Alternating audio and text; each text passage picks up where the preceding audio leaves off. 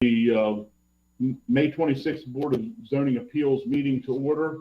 Our first case this morning is a request, case number 6219, a request for an extension of time to submit a site plan for We've Gone to the Dogs LLC.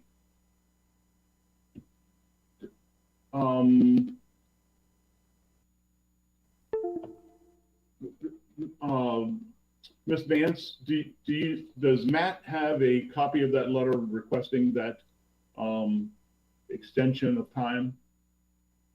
No, he doesn't. Mr. Dixon has it.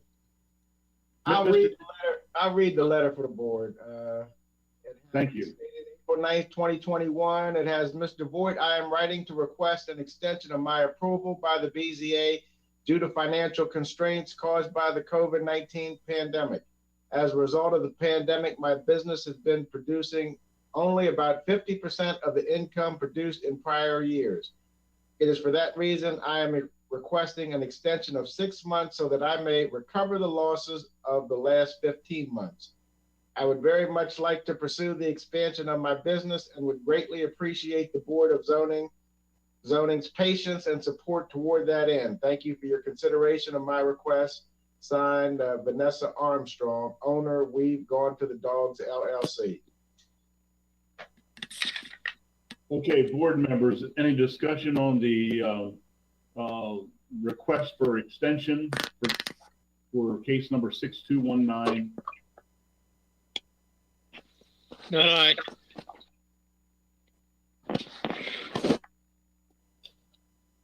Okay, seeing no further discussion. No, Miss Boardmouth.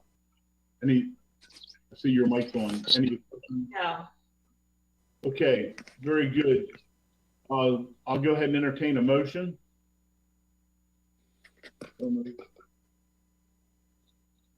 In case number 6219, I move that we grant the request for an extension of time to submit a site plan for We've Gone to the Dogs LLC. I'll second. Okay, we have a motion and a second to go ahead and grant a 6-month extension of time for We've Gone to the Dogs. All those in favor, raise your hand and say aye.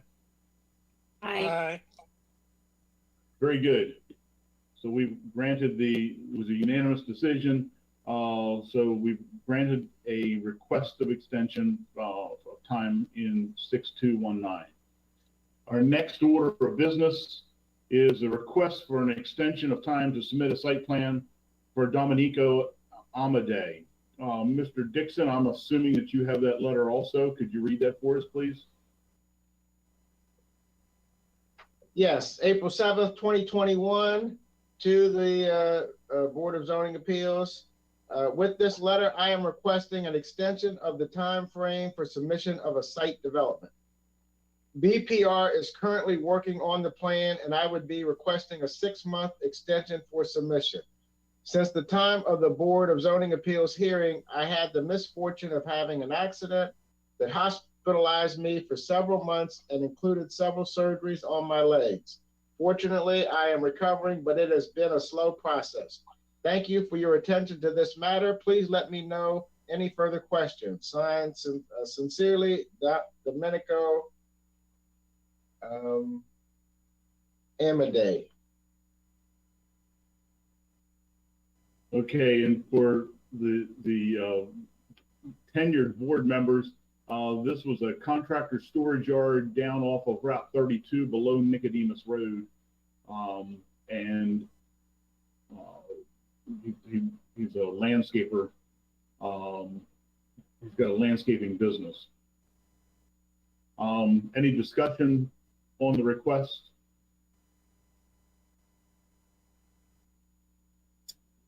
Okay, I'll entertain a motion.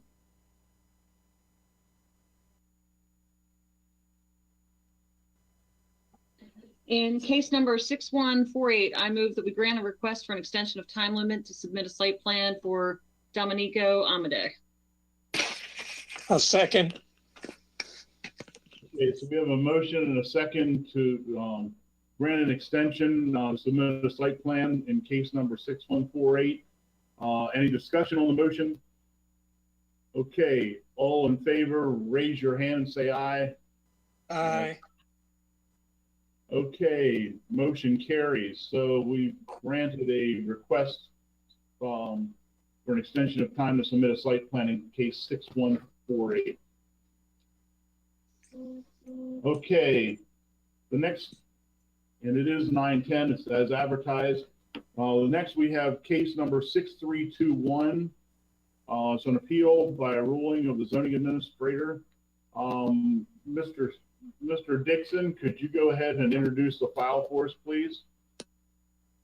All right, case 6321, an appeal of a ruling of the zoning administrator regarding case 6313, a request for an accessory dwelling unit that is not allowed by code. The site is located at 1122 Algernon Drive, Westminster, Maryland, on property zone C, Conservation District and Election District 9 by Zachary T. and Lisa M. Hinton.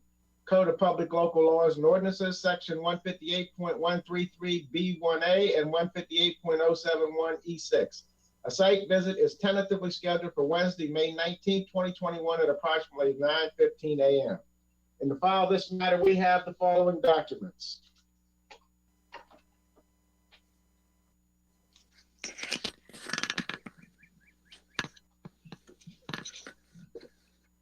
All right, we got site minutes on page 3. There's a May 3rd, 2021 notice of public hearing for the case.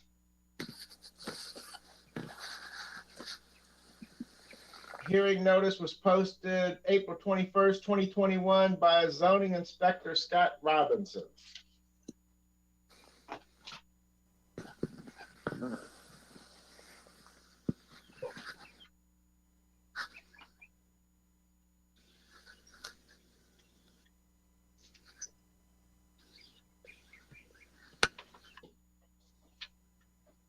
And then there's the appeal of Jay Voigt's denial of the request to go before the BZA for accessory dwelling request.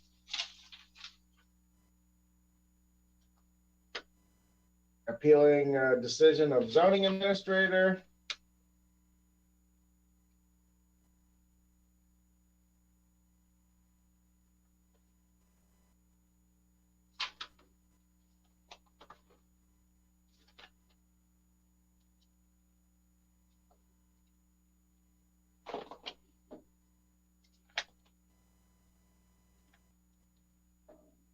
See, there are photographs in the file of the site.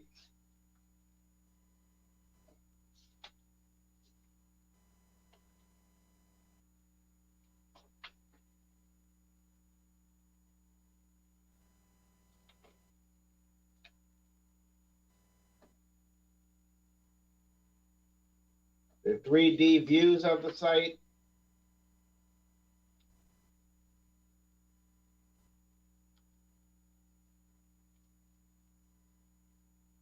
There's a March 21st, 2021 letter from, let's see.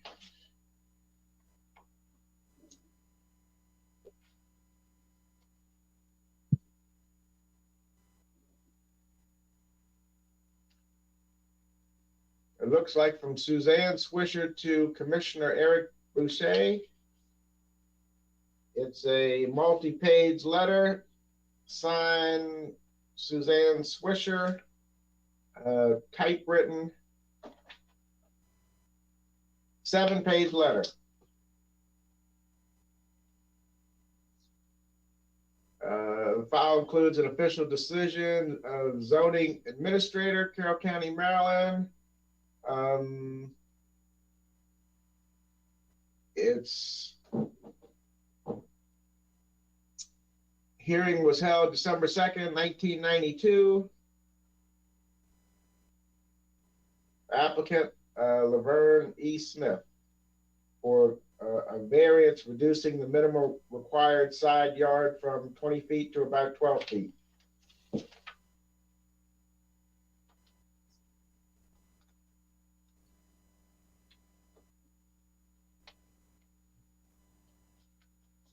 Let's see, there's a copy of that 7-page letter.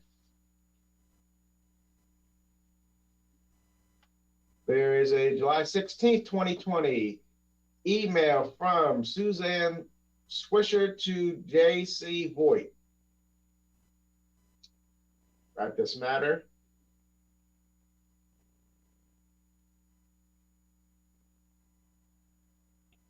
About proposing the construction of an AD compliant accessory dwelling on the property for the purposes of an in-law elder care unit.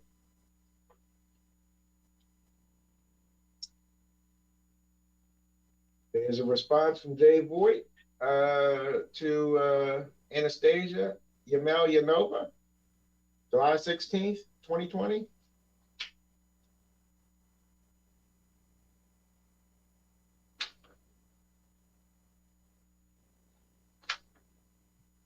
It's an April 6th, 2021 email from Suzanne Swisher to Linda Eisenberg. 2-page email.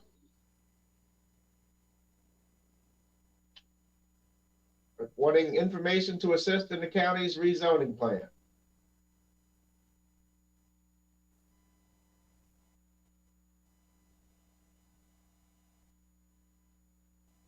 Switcher to Eric Boucher.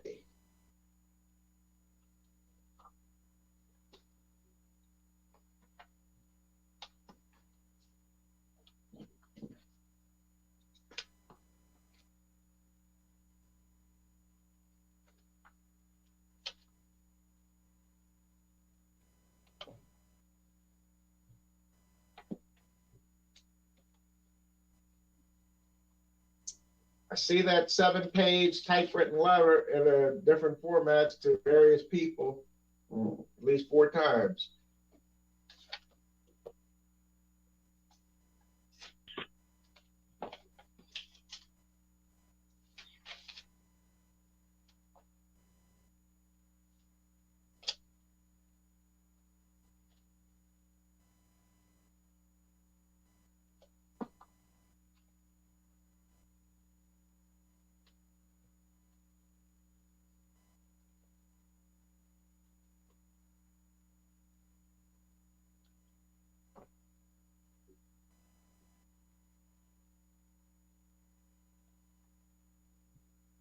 And then I see August 18th, 2015, concept major subdivision report prepared by Laura Mateus, Bureau of Development Review.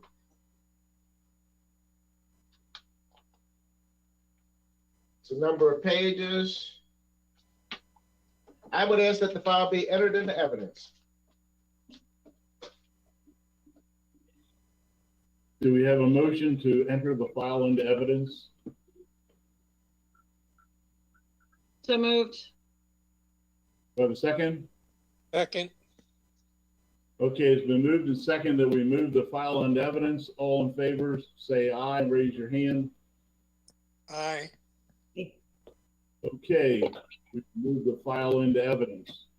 Before we get started here this morning, if you plan on testifying, I would ask that you raise your right hand and take the oath. If you're going to testify in this case, please raise your hand and take the oath. Do you swear or affirm under penalties of perjury that the testimony you are about to give is the truth, the whole truth, and nothing but the truth? You can give me a head nod. Okay, thank you. With that, this is an appeal of a ruling by the zoning administrator. So with that, it's going to be a little bit different process. Mr. Voigt, would you want to go ahead and begin by telling us how we have gotten to this point? Mr. Bell, Mr. Voigt is represented today by James Allman, Assistant County Attorney. Okay, so Mr. Allman, we'll go ahead and I'm assuming you'll call Mr. Voigt as a witness. And okay, so go ahead, Mr. Allman. The floor is yours. Thank you.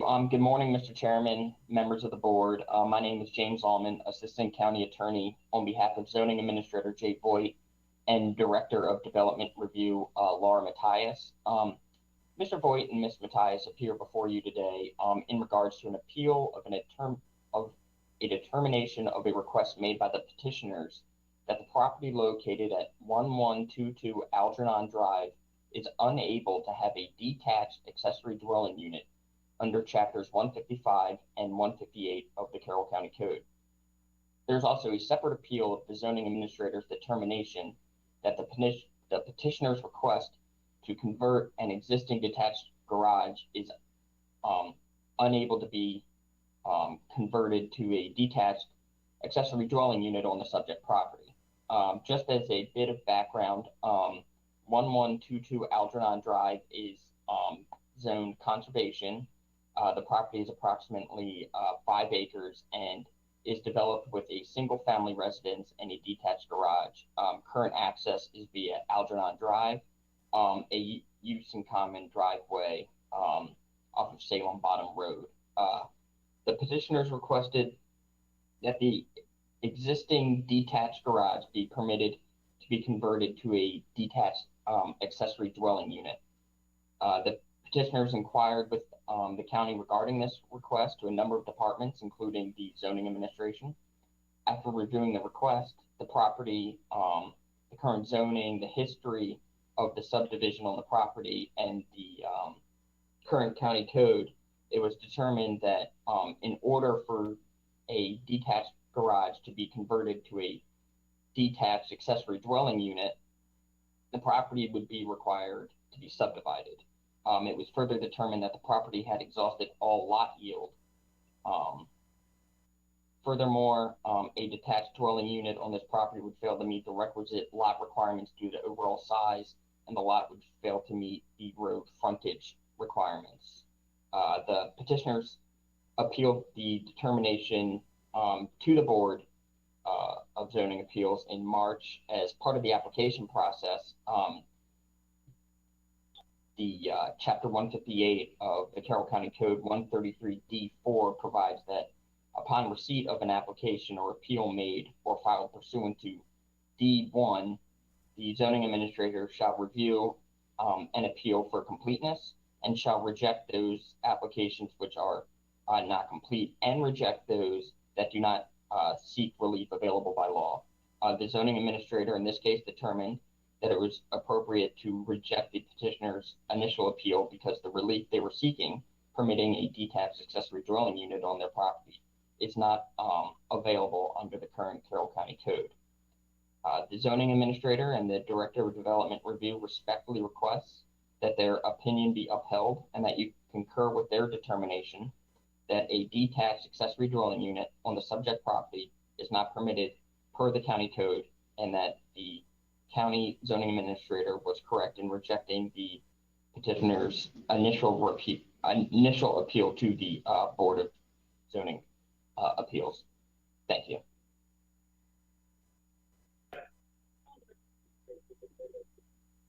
Okay, so that gives the background information. Mr. Voigt, do you want to add anything to that, or has Mr. Ullman summed up the case as far as how we've gotten to this?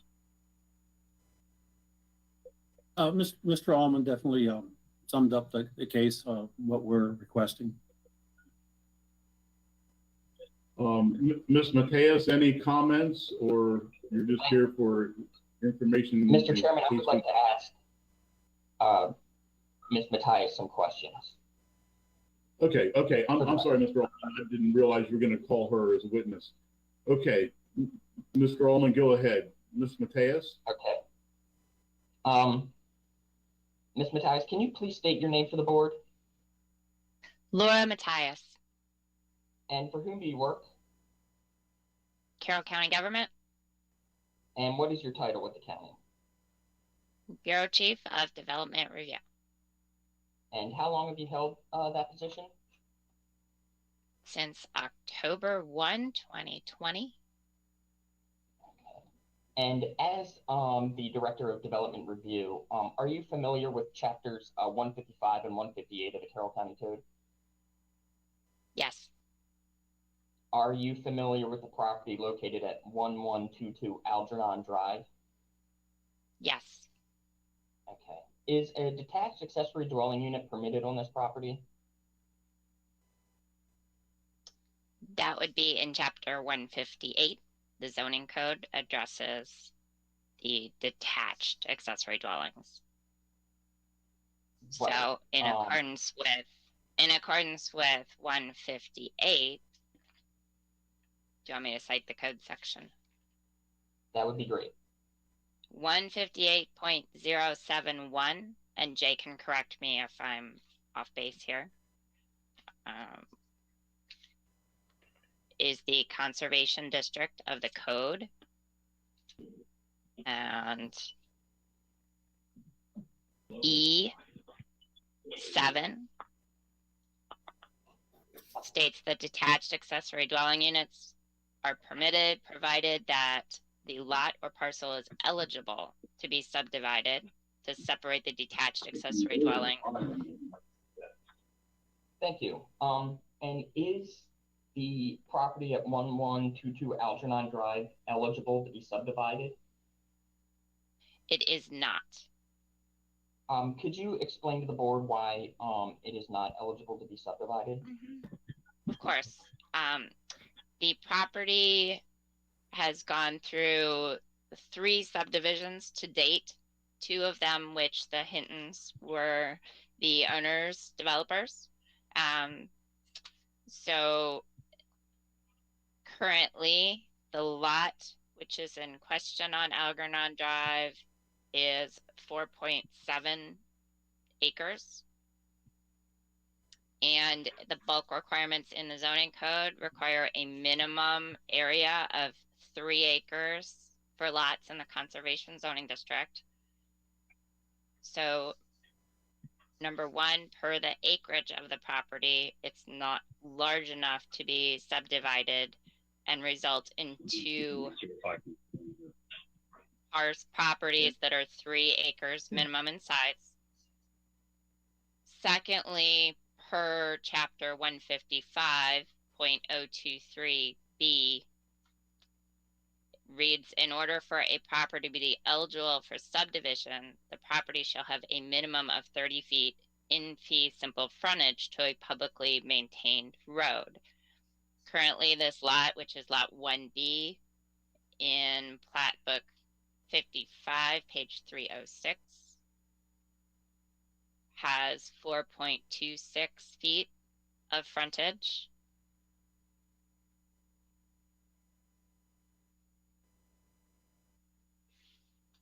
So with that, when the subdivision came through to subdivide this lot in 2020, and in accordance with the exhibit that you have and the staff report, it was stated in the staff report and the meeting minutes that with the subdivision, all lot yield will be exhausted.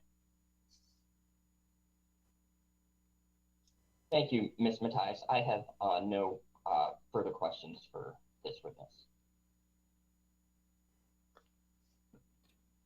Okay. Board members have any questions of Ms. Mattias? Okay. Could we ask you to stay on if we have any further questions, or in the presentation from the applicant, we have any more questions? Okay, thank you. So at this, Mr. Chairman, I would like to now call Mr. Voigt. oh, I'm sorry, Mr. Allman. I No assume problem. that's the only witness. Go ahead, Mr. Allman. Thank you. Okay, Mr. Voigt, can you please state your name for the board? Jay Voigt, And for whom do you work? Carroll County Government, And what is your title? zoning administrator. Okay, and how long have you held this position? I've held this position since January 3rd of 2010. Okay, and as zoning administrator, are you familiar with Chapter 158 of the Carroll County Code? Yes, I am. Are you familiar with the property located at 1122 Algernon Drive? Yes. Okay, can you tell the board what the property is zoned? The zoning of this property is conservation. Okay, and backing up on the testimony of Ms. Matthias, are accessory dwelling units, detached accessory dwelling units, excuse me, permitted in the conservation zone? Yes, they are permitted in the conservation zoning district. But they are permitted subject to conditions. That's correct. They are subject to having the requirement to be able to subdivide the property that they're on. And it was your determination, as well as the zoning, development review's determination, that this subject property is no longer eligible to be subdivided? That's correct. Okay. So now I just want to sort of shift gears and talk about the initial denial of the petitioner's appeal to the Board of Zoning Appeals. Why did you deny their initial request for appeal of your determination? The reason I deny it because the county code requires for a detached accessory dwelling to have the ability to be subdivided to create a separate lot around that detached accessory dwelling if needed in the future. And in this case, property did not meet that requirement. Thank you, Mr. Voigt. I have no further questions for this witness at this time. Okay, board members, any questions on Mr. Voigt's testimony? I have a question. Do we know, was the property in conservation when they built their existing homes, or did the families put that property in conservation? That property has been conservation zoned for quite a while. Okay. Thank you. Ms. Ward-Mount, it's the conservation zoning. It's not in a conservation or conservation preservation program. So that's the actual zoning, which allows one lot per 3 acres. Okay, thank you. With that, now what we're going to do is Mr. Bale, I'm sorry, excuse me for interrupting. I do have a question, if I may ask Mr. Voigt. Go ahead. Within the Carroll County zoning code, is there any way to legally accomplish what the Hintons are proposing to do or would like to do on this property? No, there's no provisions in the code to have a detached accessory dwelling unit on the same lot without being subdivided. Thank you. Mr. Voigt? Dick Simmons here. Has there ever been an exception to that? Not that I know of, no. Thank you. Any other questions of Mr. Voigt? Okay, thanks guys. So that's the background information as to how we've gotten to this point. So I'm assuming that are the Hintons going to be presenting, or is it going to be the Swishers? I see Mr. Hinton nodding his head. So Mr. Hinton, the process we use at the Board of Zoning Appeals is you'll have the opportunity to give your testimony and or call witnesses. When each person is finished with their testimony, they're subject to questions by anyone from the public and also the board members. So with that, Mr. Hinton, the floor is yours.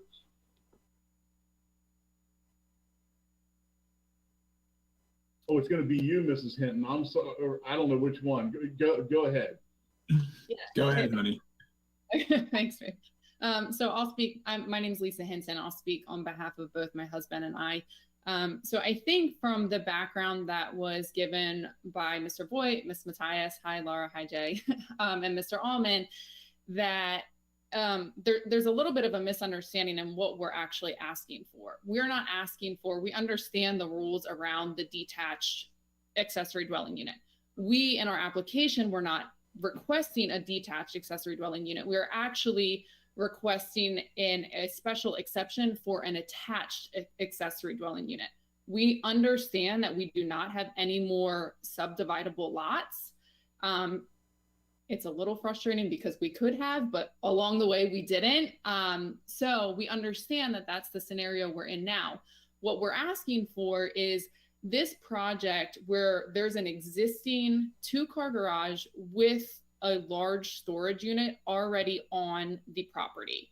This is 6 yards from our primary dwelling unit. It's attached by a concrete slab. It's a patio between the two, and it's already existing. And the only requirement that this structure doesn't meet in order to be an attached accessory dwelling unit is the actual physical livable space between the two buildings. It matches and meets the requirements by Carroll County for the 8 other requirements to be an attached accessory dwelling unit. So the only thing that we were requesting is this special exception for the actual physical livable space between the two buildings. The reason that we wish that we could attach them, the reason we can't, and you'll see in some of the paperwork that was submitted to the county, we actually have already worked with 2 architects trying to configure some sort of buildings where they could be attached, but on one side of the house is the driveway, the other side is a well, the other side is the septic field, and then the other side is this already existing garage. This already existing garage is what we would like to take. It's 800 square feet as it stands already. All we would like to do is take that already existing garage and convert it into have additional garage space and livable space on the rear of that in order to have an ADA compliant dwelling for our in-laws. The whole point of this, and we are happy to sign paperwork or whatever the other county requirements that they would have or request that they would have, saying that it will only ever be family that lives in this.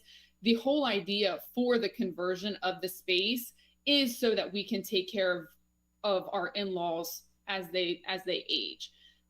Again, this building is already existing and it's already 800 square feet. The only special exception that we were requesting is that they're not physically attached by livable space. They're attached by a concrete patio, but there's not livable space. There are 8 other prerequisites that the county requires in order to have an attached accessory dwelling unit, whether it's square footage, outside access, whatever. There are 8 other rules that the county would like to see when it comes to attached accessory dwelling unit, and we meet all 8 of those. There's only one that we don't currently meet, and that's the physical attaching of livable space, which is what we were requesting in this special exception. The reason that we felt like Mr. Voigt didn't give us the proper hearing is because in the case of a special exception, this is something that the Board of Zoning should hear because we're asking for a special exception, knowing that it doesn't fall in the guidelines of the current zone. So that's actually, we're not requesting a detached accessory dwelling unit at all. We know we don't fit into that. We're requesting an exception for one of the 9 guidelines for an attached accessory dwelling unit.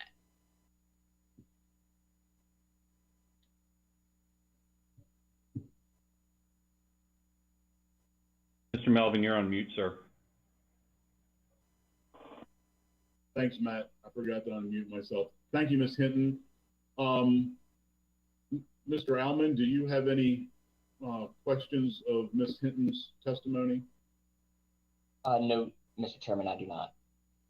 Okay, anyone else from the public have any questions of Ms. Hinton's testimony?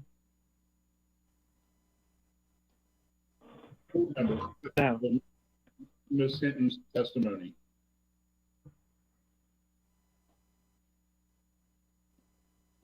I have a question.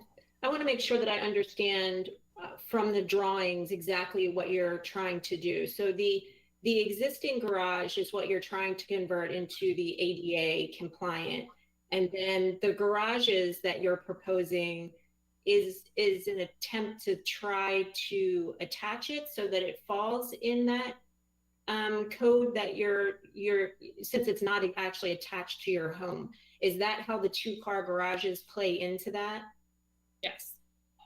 Okay, so only the existing building will be converted for your in-laws. The other 2 buildings are just simply an attempt to try to attach it to your home.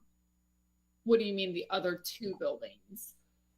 So in this, are you not proposing a 4-car garage as well? So there's already a 2-car garage that will stay. And that's the existing. Yes, that is existing. And then there's on that piece of, or on the plat that you're looking at, there is also a storage unit that's currently attached to our 2-car garage. That storage unit will become another 2-car garage that will be used by my in-laws for their ADA compliant cottage, is what we've been calling it. Their small apartment on the back of that. Okay. All right. Thank you. Yes. Board members, any questions of Ms. Hinton? I do, Mr. Chairman. Ms. Eckert? I just want to confirm that these will, recognizing that you indicated that there's a concrete walkway that would connect these structures, they will not be attached, and there's no other room for expansion on your existing dwelling to construct this in-law quarters or cottage. Would you confirm that, please? Yes, exactly. On one side of our already existing house, there's the well. If you're looking at the actual plat, then you can see there's a well on one side, the septic field on the other, the driveway in front, and then on the third side is this already existing garage. We did engage 2 different architects trying to, knowing the rules before we even went into this process, trying to respect the guidelines and protect, the intention of the law. We did hire 2 architects already trying to figure out, is there any way that we actually could attach a small additional unit for their care? And both architects that we worked with said, I don't see any way that we could do this with the topography of the land and where the current well septic garage already exists. Any more questions, Ms. Eckert? No, thanks. Chairman, yes, I have a question concerning looking at the drawings that we received. There's one that shows the layout of the house, and then there's the existing garage, and then the large spaces between the garage. So my question is to Ms. Hinton, if you could explain further exactly how the garage space that has the dotted floors on it is divided up into a ADA compliant accessory home. I had a really hard time hearing. I don't know that I heard the question. I'm sorry. I'm sorry, I'm just having difficulty with this headset. Can you hear me now, Ms. Hinton? No? No, I can't. I'm sorry. Thank you. Can you adjust volume up, Mr. Caldwell? I'm sorry? Can you adjust volume up a little bit? We're all having a difficult time hearing you. Let me do this. Let me see if I can fix that. Come back to me at another moment. I'll see if I can get it.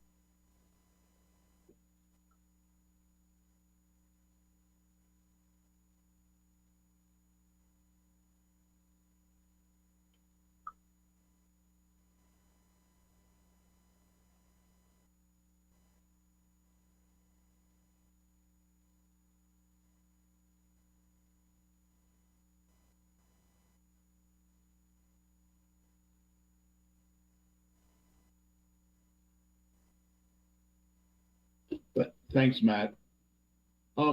Ms. Hinton, I've got a question. So the code says you don't meet the definition of a detached. You can't have a detached dwelling according to your lot size, your road frontage,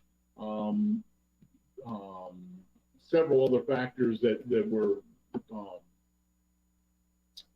presented by staff. But you're saying that just the concrete between would be attaching them? How does, I'm having a hard time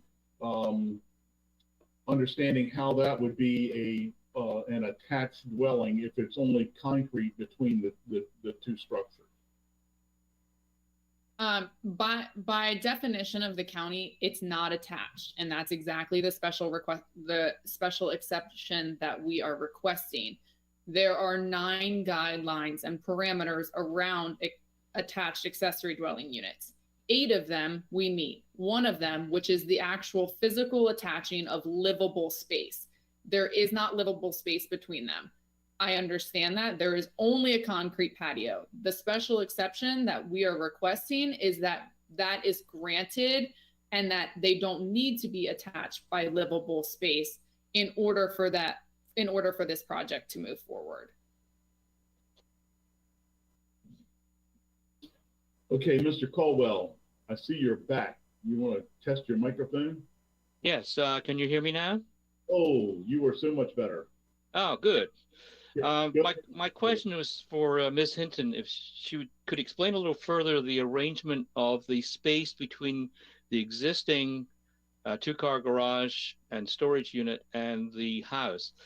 If I understand your testimony correctly, you're going to build something at the back of that large space. Is that correct? Yes, that's correct. Okay. All right.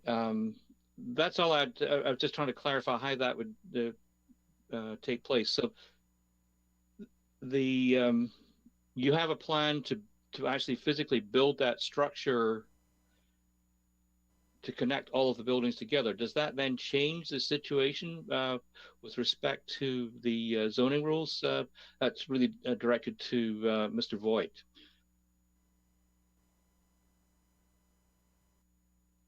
Well, if I may speak to that, Mr. Caldwell, once this project would be complete, if we were allowed to complete it, the structure is still not attached.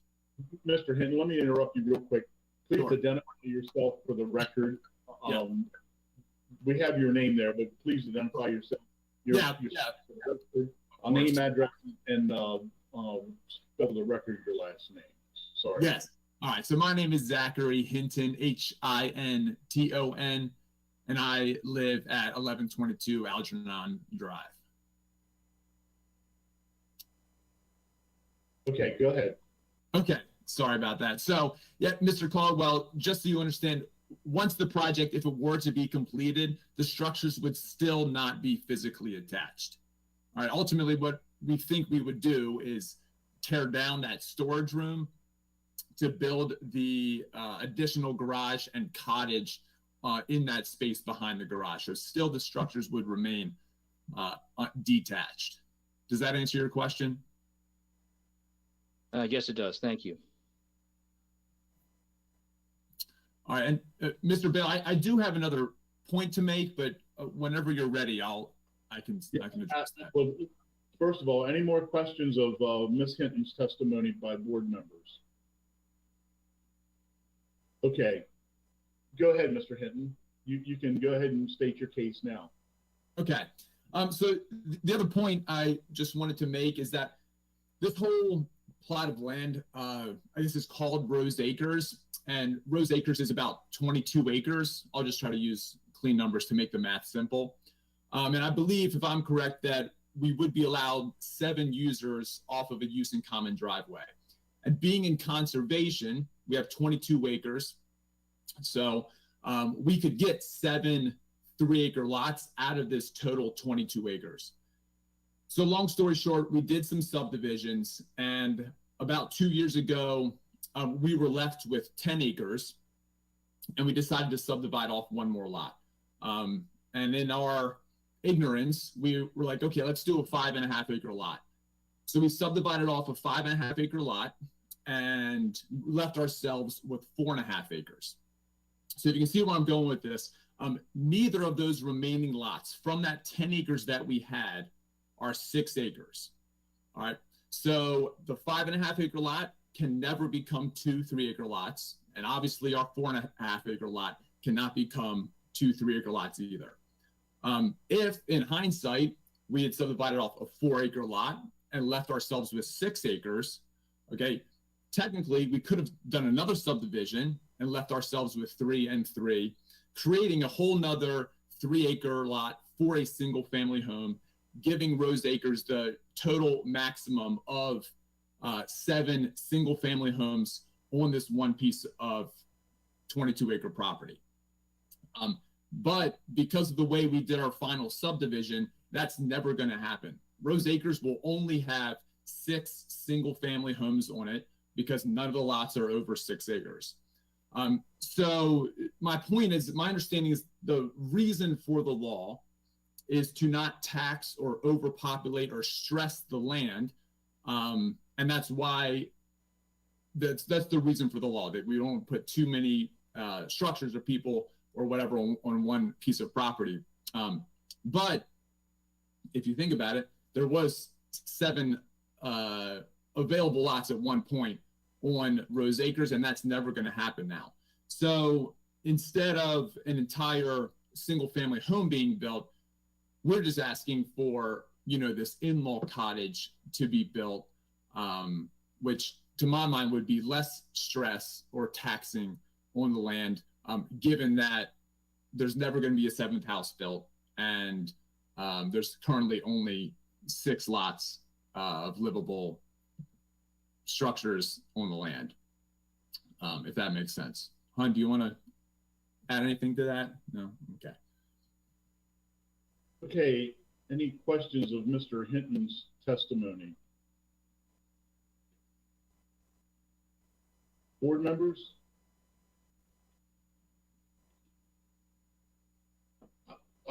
Again, Mr. Hinton, I'm going to ask the same question. With the bulk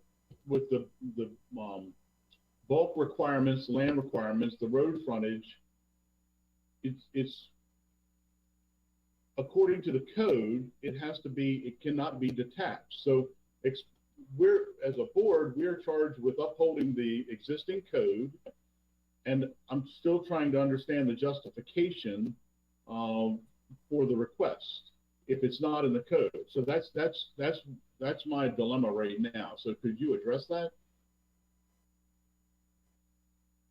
Sure. I guess my understanding would be we are aware of the code and aware that we don't meet it, which is why we're asking for this special exception to be made, given the factors and information of our testimony. Okay, any more questions of Mr. Hinton's testimony? Okay, thank you, Mr. Hinton. Sure. Anyone else want to testify? Mr. Baer? Go ahead and unmute yourself, Mr. Baer. And please speak for the record your name, address, and occupation, and spell for the record your last name. Mr. Baer, you're still muted. Okay, can you hear me now, sir? Yes. Okay, I apologize. My name is James Baer, B-E-H-R. I live at 1110 Algernon Drive in Westminster. My wife, Cammie, who's also on the phone, we are the Hintons' closest neighbors. And our house is actually on the side of their house where this dwelling is. I understand the questions around the laws, and before I say that, I would like to request, there was an email that my wife sent yesterday to Ms. Vance that I would like to have added to the record, if that is allowable at the appropriate time. Aside from the laws and the regulations that Carroll County has with attached and detached dwellings, I won't go into what Mr. Hinton and Ms. Hinton stated regarding the size of the dwelling. It's already an existing dwelling. But I will implore the board to consider the human factor that is required and honestly has to be taken into account. First off, as Mr. Hinton stated, all of our lots, the smallest lot I actually think is my lot, which is 3 acres, and that's more than enough. The Hintons take great pride and a lot of time and effort to make sure that the conservation areas are respected and are upheld. Last year, I remember watching them throughout the period of the summer planting like 1,000 trees on the back of our property to maintain that conservation. Mr. and Mrs. Swisher, who are the ones that would be moving into this dwelling, not getting into too much thing, yes, it has to be an ADA required dwelling. Mr. Swisher is already a handicap status. He's bound to a wheelchair, and that is the reason for asking for this, so that Mr. and Mrs. Hinton are there to help the Swishers as well as us. As one of the neighbors that live on Algernon Drive, we completely support this. It will not do anything to disrupt any of the existing conservation area. It will not do anything to encroach upon anybody's property or any other property, or anything from that aspect. While they are attached only by a concrete pad, we're not talking about a huge distance. I think it would actually add to the aesthetics of the area and of the property. I would just implore the board to consider again that human factor that is required. I know one of the esteemed board members asked earlier about the law has never been deviated from. I believe it was Mr. Boyd. Well, sir, I would say there is a first time for everything, and it's not necessarily setting a precedence. But I would also like to state for the board that Mrs. Hinton and Mr. Hinton are important members to our community. Mr. Hinton is a teacher. Those of you who do not know, Miss Hinton, along with her 2 siblings, own Old Westminster Winery, which contributes greatly to the local economy using local source businesses, etc. If this, I don't know this for a fact, but I fear, knowing the Hintons and the Swishers, if we can't get this simple variance approved, they may be forced to move out of the area. And I think that would be a huge loss, not only to us as their neighbors who love them very much, but also to Carroll County and the community. So again, I implore you to please take into account the number 1, the human factor. Number 2, it is not a huge disruption because the dwelling already exists. They are not building a single family home. They're building an apartment so that Mr. and Mrs. Swisher can get by and get the help, not only from the Hintons if needed, but also from us as their neighbors who care for them very deeply. I thank you for your time, and I pass it back to you, Mr. Beal. Okay, any questions of Mr. Baer's testimony? Mr. Beal, may I speak, please? Are you, at this point in the proceedings, it's asking questions of Mr. Baer's testimony. So if you want to testify, there'll be an opportunity for you to do that a little bit later in the proceedings. Okay, thank you very much. Mr. Baer's testimony.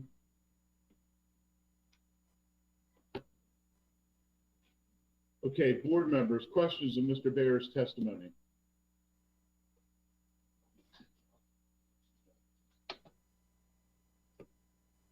Okay.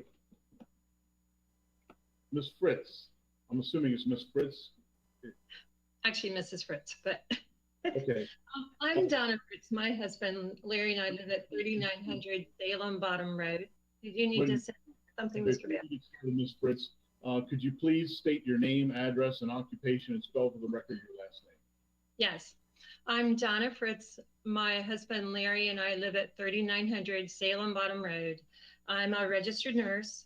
Fortunately, my husband and I have lived here on Salem Bottom Road for approximately 40 years. It's a delightful place to live, and in part because we have absolutely wonderful neighbors. including Dan and Suzanne Swisher. We're very thankful for them. We're very thankful for having Lisa and Zach as neighbors. And I'm speaking to basically represent the neighborhood here at Salem Bottom. We are a very close neighborhood. We have a walking group. There are many families in this immediate area, including Suzanne Swisher, that we are completely supportive of this project for them. When you read the Carroll County Lego, it says that Carroll County is a good place to live, a good place to work, and a good place to play. And one reason is because Carroll County is very, very supportive of families. And I totally agree with Mr. Bear. He did an excellent job presenting the overall circumstance of the Swisher family and the Hinton family and the feelings of Salem Bottom Road. I've actually seen this structural setup. It is a 6-foot concrete pad that divides these two buildings, and aesthetically, structurally, it will not make a tremendous impact on the surrounding area by supporting this exception. And I do strongly feel that Carroll County really does try to support family. When you have a circumstance of adult children wanting to support their parents, one of whom is a paraplegic, that's amazing. And I really do feel that Carroll County truly has a heart for the needs of the county. That's the real reason for these regulations, is to make sure that the county and its citizens are well cared for and that the needs are met. So I do appeal to you to truly consider this exception. Okay, any questions of Mrs. Fritz's testimony?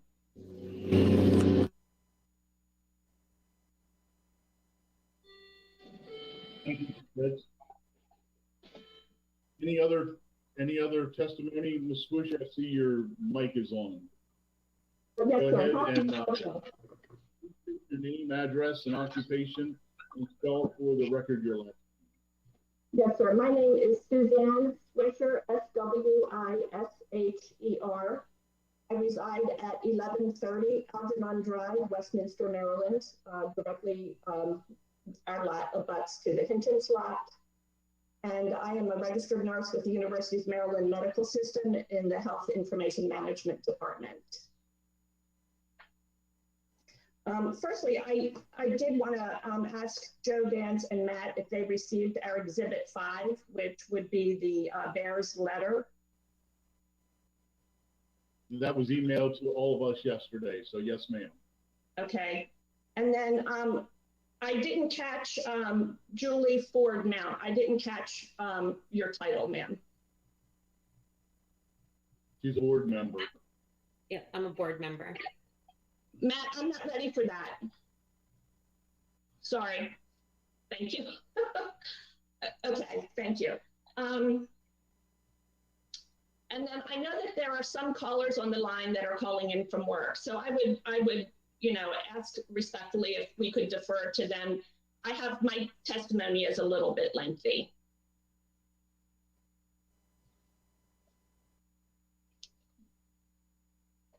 This is the time for your testimony, so if you want to provide testimony, now's the opportunity to do that. Okay.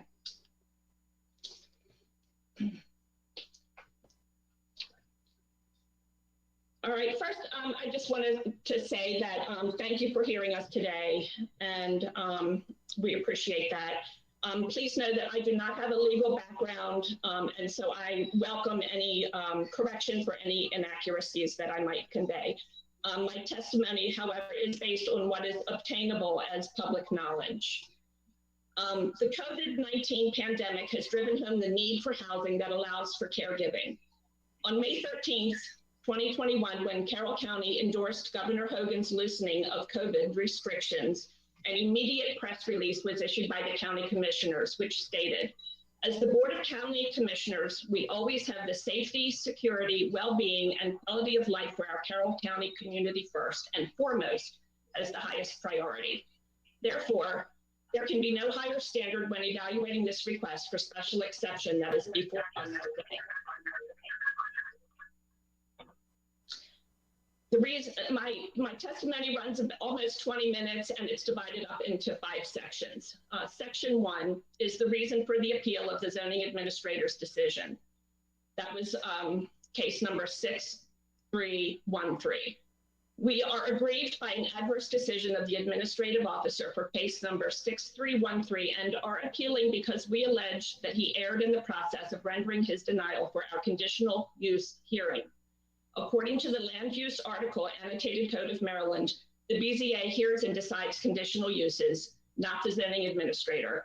Therefore, it was our expectation that our application for a BZA hearing ought to have been forwarded appropriately for further evaluation and commentary. Appeals to the board may be taken by any person aggrieved or by any officer, department, board, or bureau of this jurisdiction affected by any decision of the administrative officer. The right to a hearing is that which resides in both the 6th Amendment as well as the 14th Amendment. A right to a hearing entails that an individual maintains and be afforded the legal right to be heard with adequate due process attached. Mr. Boyd's determination did not endorse a process that provided a fair opportunity for all parties to participate and be heard. It is our understanding that in non-charter counties, such as Carroll County, Maryland, and municipalities, the Board of Appeals makes the final decision on special exception requests. For special exceptions in non-charter counties and municipalities, the consistency definition applies and must be met before a special exception is granted. In charter counties, special exceptions are often decided by hearing for a zoning officer and then appealed to the board. It is a matter of public record that Carroll County is a non-charter county governed by the county commissioners. It has always been our family's intention to request and participate in a quasi-judicial de novo hearing to be conducted under procedures designed to ensure all parties due process of law. Following the zoning office's receipt of our application number 6313, an assistant from the zoning administrator's office telephoned the applicant, Lisa Hinton, to convey a verbal denial for hearing, which we ultimately found grievous.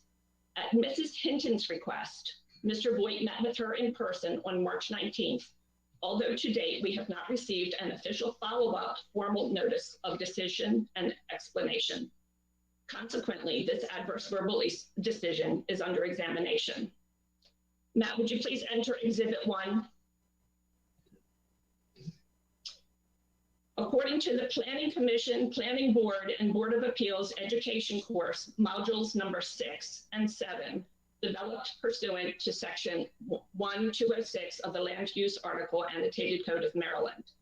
Module 6 states, special exceptions zoning categories generally include uses permitted by right and uses permitted by special exception.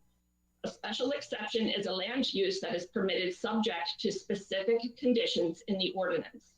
This makes it possible to allow uses where they are reasonable, but deny them where the specific conditions cannot be met.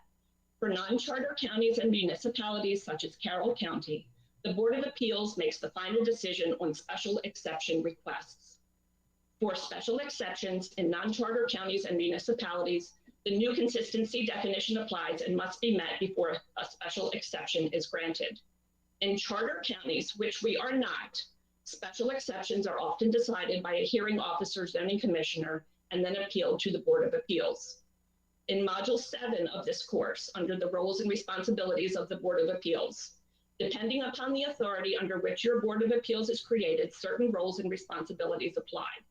But before we get into that, Maryland law sets out very different authority for the Board of Appeals depending on the jurisdiction. Non-charter counties and municipalities, a Board of Appeals is required. The jurisdiction or scope of duty of a Board of Appeals depends on whether they are a municipality, non-charter county, or charter county. For a municipality and non-charter county board, the jurisdiction of the board is to hear and decide appeals where there is an alleged error in any order, requirement, decision, or determination made by the administrative officer in the enforcement of this article, and hear and decide special exceptions to the terms of an ordinance on which the board is required to pass under the ordinance. With regards to the consistency criteria, Carroll County Comprehensive Rezoning, Agricultural and Conservation Zoning, we see that our request does meet consistency criteria described in the 2014 Carroll County Master Plan Amendment approved September 2019 on page 10, which states, recommendations for enhancing housing options through various incentives, the creation of accessory dwelling units, and opportunities to create mixed-use developments, and thereby meets the consistency definition. The appellants, Hintons, which are representative of the four of us, submitted an application in March entitled "To Applicants to the Board of Zoning Appeals, RE Filing an Application for Hearing," referring to number 6313 for conditional use. Attention to ordinance 158.133B4.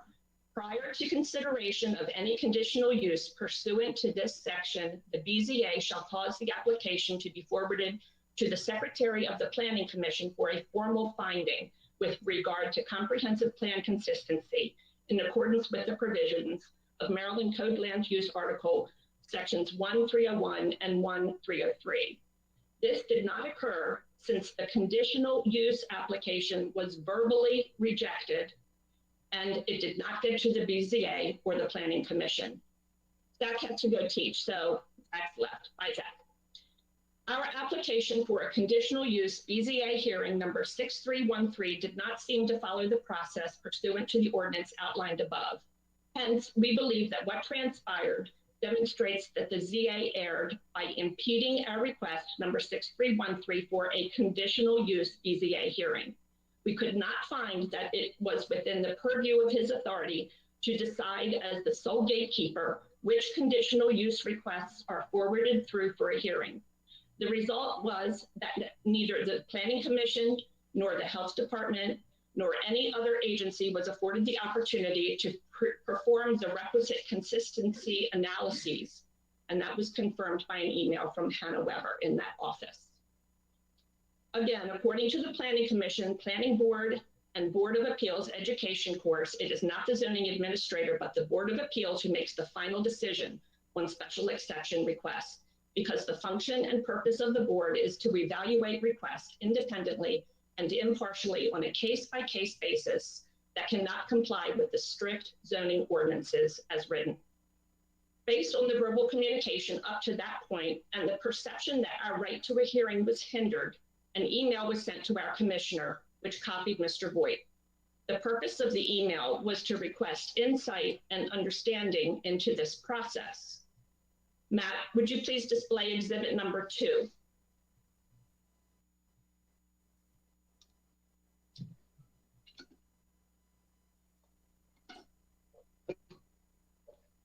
Mr. Voigt, this is Mr. Voigt's email. Mr. Voigt responded to my email to the commissioner and to others stating, as our request is not one that allows for relief by law, I, as the zoning administrator for the county, had to reject the request for hearing. We received no formal letter of denial or communication from the ZA's office providing an official notice and explanation. Just as a verbal approval from a zoning administrator is not the same as approval for a zoning permit, neither does a verbal denial convey confidence to the recipient. Verbal decisions in such important matters trigger unnecessary risk to all parties involved, and providing some copy of documentation is simply wise practice. In the medical industry, there is a saying, if it's not documented, it didn't happen. Conversely, we allege that we are seeking that relief available by law within this very BZA hearing, and that our application number 6313 should not have been rejected. Our request for the special exception use arguably has the same or less impact as a permitted residential use by right in the conservation zoning district with no unfavorable bearing on the surrounding community. Attached ADUs are conditionally permitted. In our home state of Maryland, a special exception can only be denied if facts are presented showing that the impact of the use on the proposed site is significantly greater than if the same use were made on similarly zoned properties within the county, city, or town, also known as the extraordinary impact or Schultz versus Fritz test.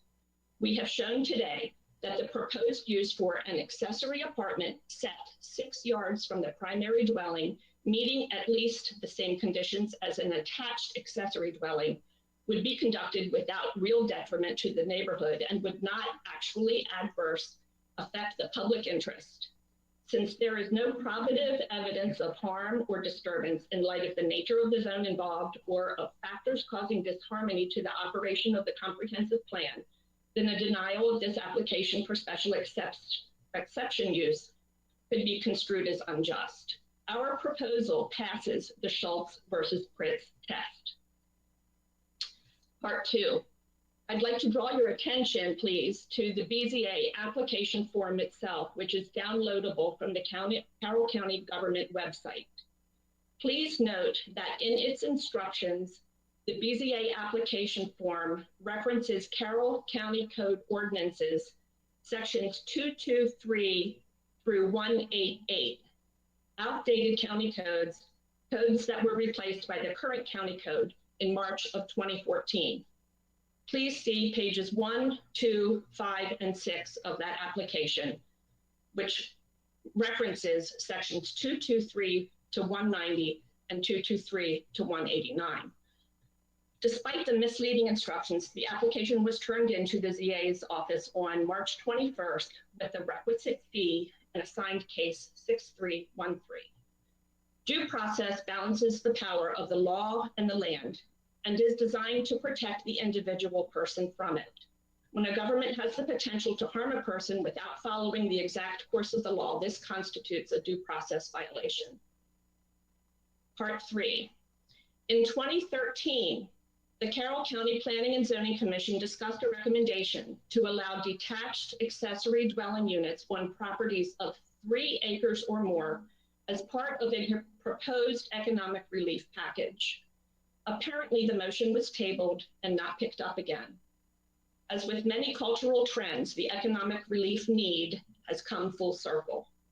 On February 27th, 2013, the Baltimore Sun and the Carroll County Times ran a feature entitled Commissioners to Hold Public Hearing on Economic Relief Package Number 2 by Christian Alexanderson.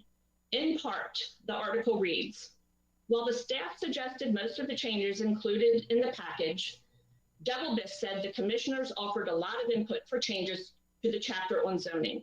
A provision was added that would allow property owners that are not eligible to subdivide their land to have a detached dwelling of up to 600 square feet of livable floor space. In the past, people have said that they want to convert a garage to a livable area so that their elderly parents would have a place to stay, according to zoning commissioner or zoning administrator Jay Boyd. If the property had no subdivision rights, that conversion couldn't happen, he said. Another provision was added which would allow the zoning administrator to approve an increase in allowable square footage of up to 20% in instances of medical necessity or healthcare related hardship. When people have medical conditions, their hallways may not be big enough to support the medical equipment, Boyd said.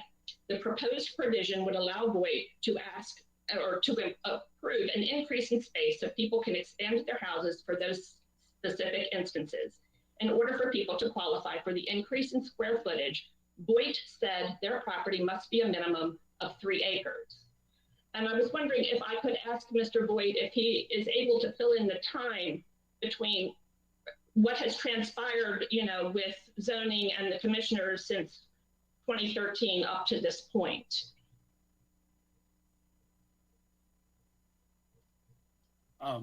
As far as I know, we haven't discussed any of that. That was not approved or put into the plan at that time. Mr. Fisher, let me interrupt you quickly. That was discussed, but that's not in the code that we as the Board of Zoning Appeals are to uphold. So that's a little confusing as to why you gave that information. If it's been discussed, that doesn't make it law. We have the code to go by. So I understand. Go for it. Yeah, I understand. I just brought it up because in my research, I had found that it had come before the commissioners in the past, but I couldn't find where any progress had been made on it. So it's just kind of as an aside, to see if there had been progress in that project. May I ask Matt to enter Exhibit 4, please?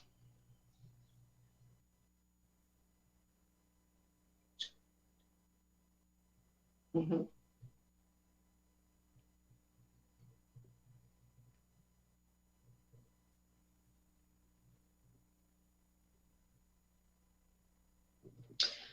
And just as a disclaimer, these are real people, not actors.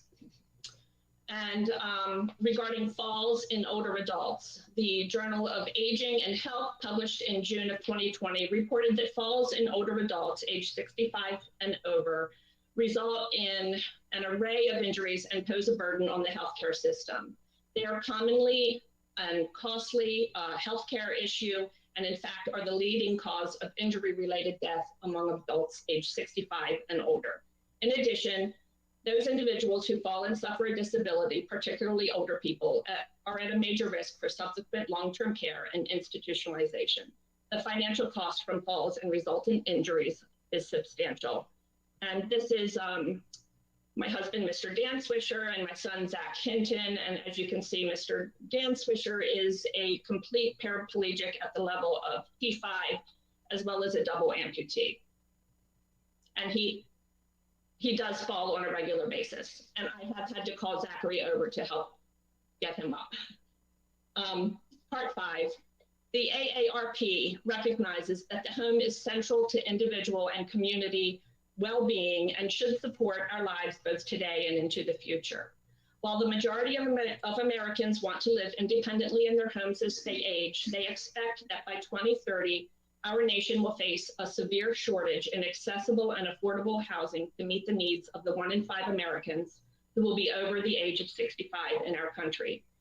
AARP supports the wider availability of accessory dwelling units, or ADUs, as an affordable, accessible housing option for people of all ages, which is why late in the last century, the AARP Public Policy Institute asked the American Planning Association to develop model legislation, specifically a state statute and a local ordinance, as a resource to assist AARP leaders and other interested residents, planners, and government officials in evaluating potential changes in state laws and local zoning codes.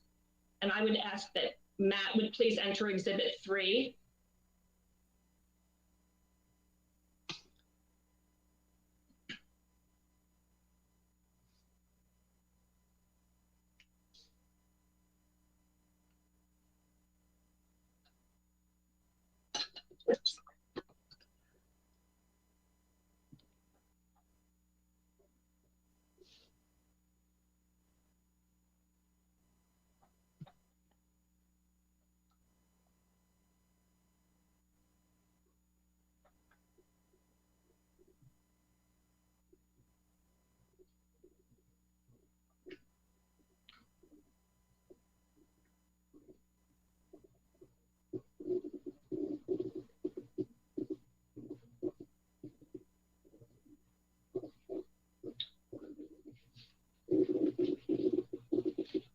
For your reference, this 56-page updated publication of accessory dwelling units, model state and local ordinance, was produced by members of the AARP State Advocacy and Strategy Integration Group and provides an overview of what ADAs are and why they are so needed. In its continued work to address housing for older adults and their families, AARP and the AARP Foundation created the Future of Housing Initiative and is developing strategies to address the senior housing crisis to make all of our communities affordable and welcoming for people, regardless of age, background, circumstances, or physical ability. The editor of this goes on to note that zoning ordinances that prohibit ADUs or make it extremely difficult for homeowners to create them are the principal obstacle to the wide availability of this housing option. And at this point, I was then going to ask that the Bears letter be entered as Exhibit 5 for the record. It has already been read. And that concludes my testimony for now. I will have additional statements to make at the time of summary. Thank you for your attention. Mr. Bale? Yes, Mr. Voigt? Would it be possible to request a short break at this time? Yes. 5 minutes, 10 minutes, Mr. Voigt? That should be it. Okay, five or 10, which your choice. 5 would be good. Okay, so it's 10:24. We'll come back at 10:30. So we'll adjourn until 10:30. Thank you.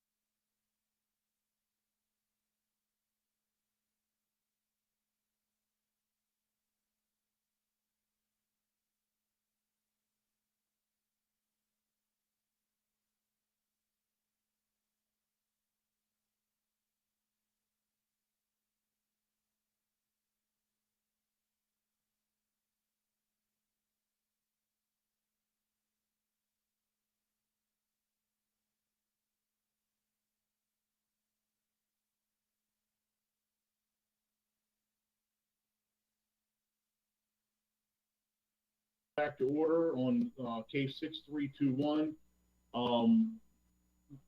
That was Ms. Swisher's testimony. Does anyone from the public have any questions of Ms. Swisher's testimony? Again, Ms. Swisher's testimony only. Okay, board members, questions of Ms. Swisher's testimony?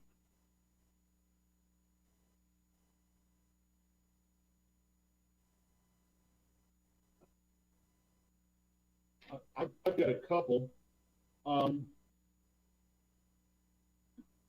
Ms. Swisher, in your testimony, there was a lot of extraneous information that was given to us, but could you just please, for our edification, explain how this fits into our code? Because it is a detached dwelling that's being asked for, and the lot size, the road frontage,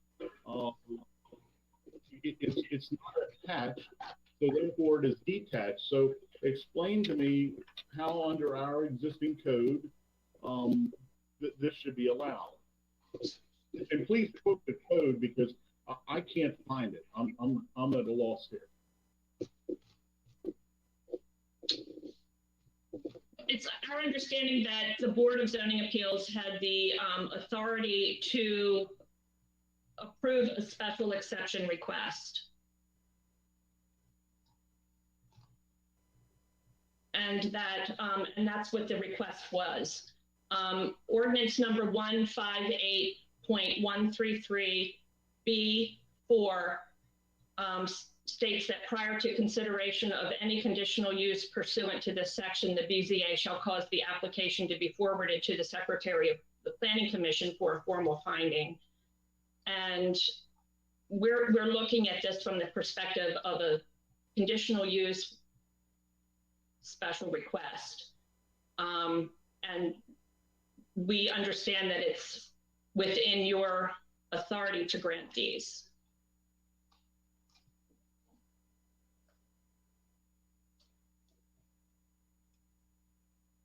And I'm just wondering if it qualifies as a special exemption, but okay, very good. Thank you.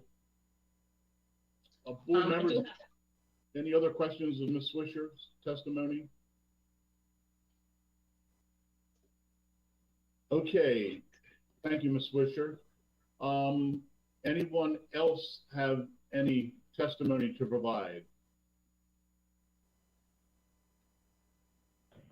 Hi, yes, this is Paul. Can you hear me? Yeah, call 9. Go and again, this is case number 6321. I just want to make that perfectly clear. So go ahead, please state your name, address, and occupation. Spell for the record your last name. Sure. This is Kelly Mosher, and that's M as in Mary, O-S-H-E-R. I live at 1138 Algernon Drive in Westminster, and I'm a senior coordinator of the service department at NAC Mechanical Services. Okay, go ahead. You can provide your testimony now. Sure, thank you. I appreciate the position that the board is in today, but I would just like to echo what Mr. Baer and Ms. Fritz stated earlier, especially, regarding the human factor here out on Algernon Drive and the surrounding areas. We have a very tight-knit community. My husband and I have been here for 4 years now, and we've known the Hintons and the Swishers that whole time. They are wonderful neighbors, and we definitely support their request to have this happen for their family and for the generations. It'll be a 3-generation household at that point, so they can support each other. And I think that our community where we are, I think Zach had testified earlier, there's a small number of homes here and everyone gets along. And my husband and I feel that this request will not truly affect anyone on this street in any negative way. And that we would hope that you all would really take this into consideration, as Mr. Baer stated, especially that human factor, and grant their request today. Okay, thank you. Does anyone have any questions of the testimony? Thank you very much. Anyone else have any testimony to provide? Yes, I would.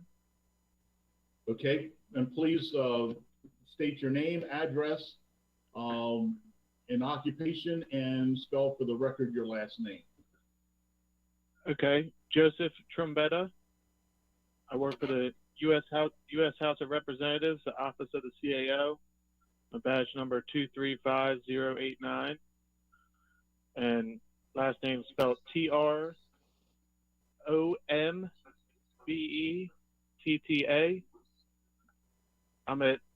It's lot 6, Algernon Drive. I recently purchased the subdivision to the Hintons last year in 2020.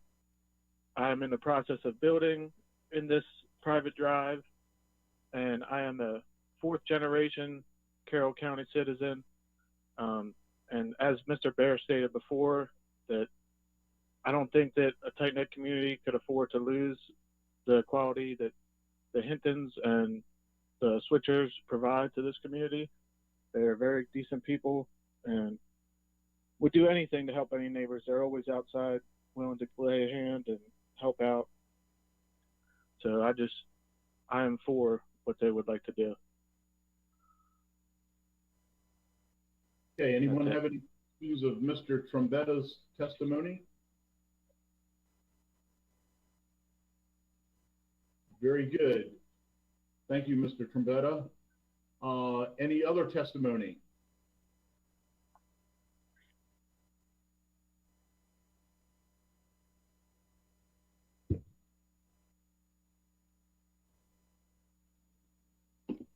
Okay. Looks like there's no other testimony.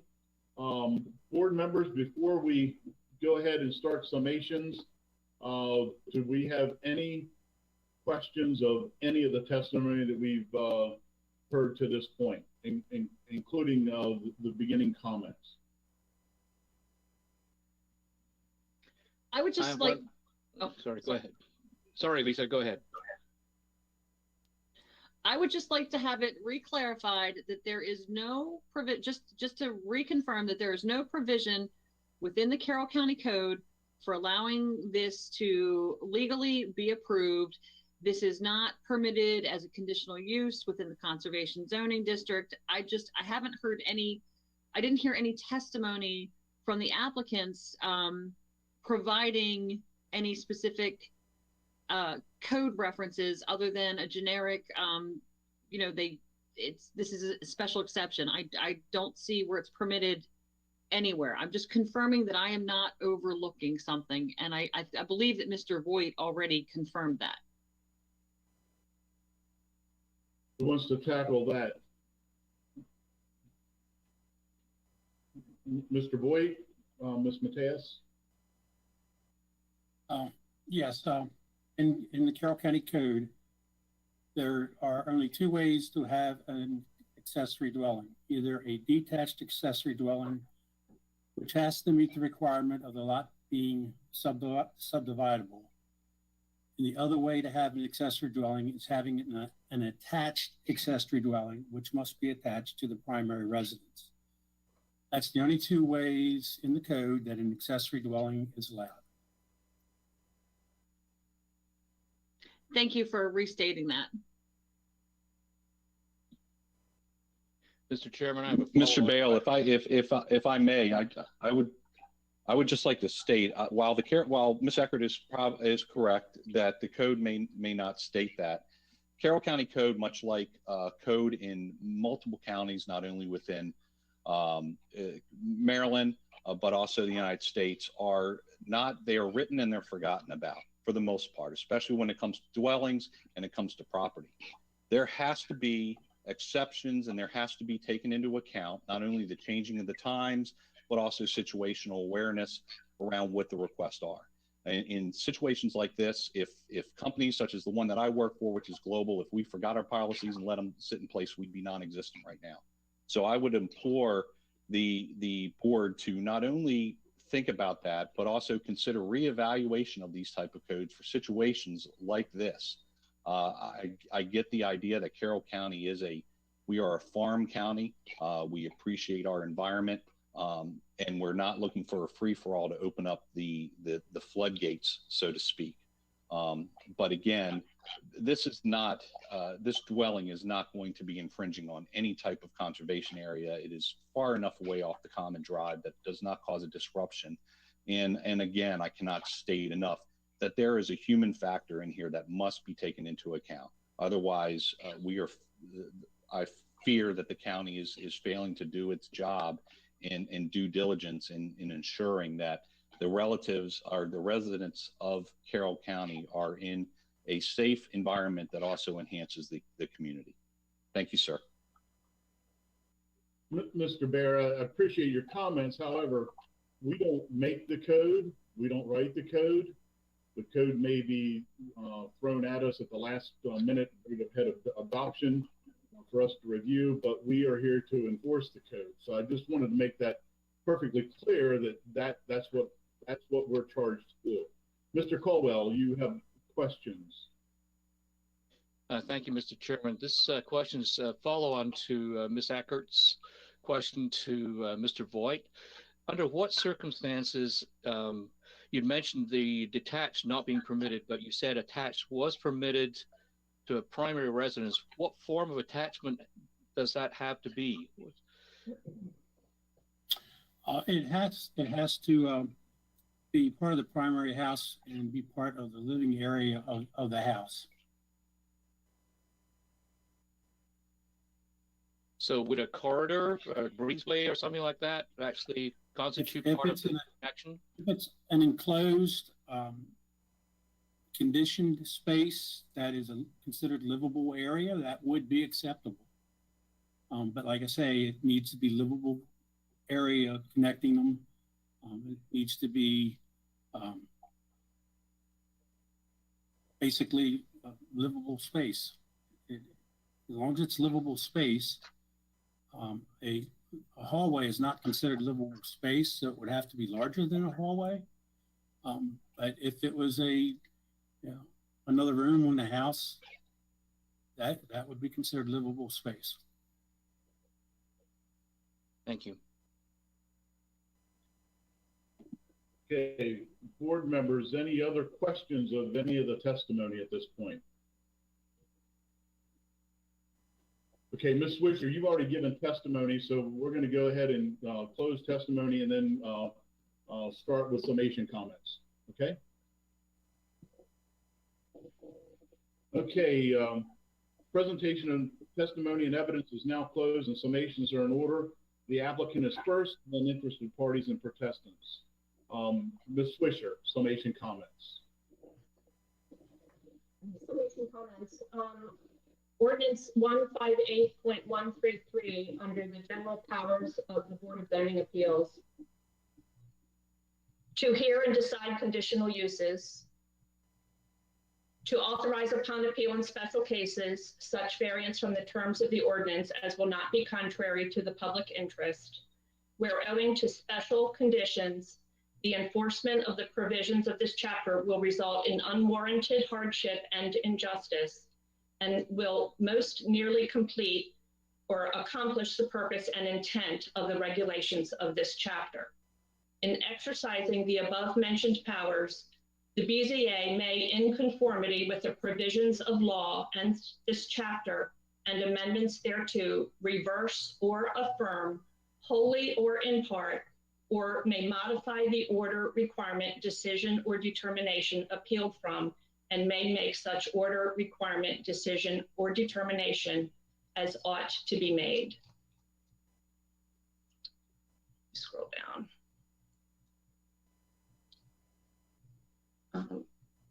Bear with me one moment, let me find my spot.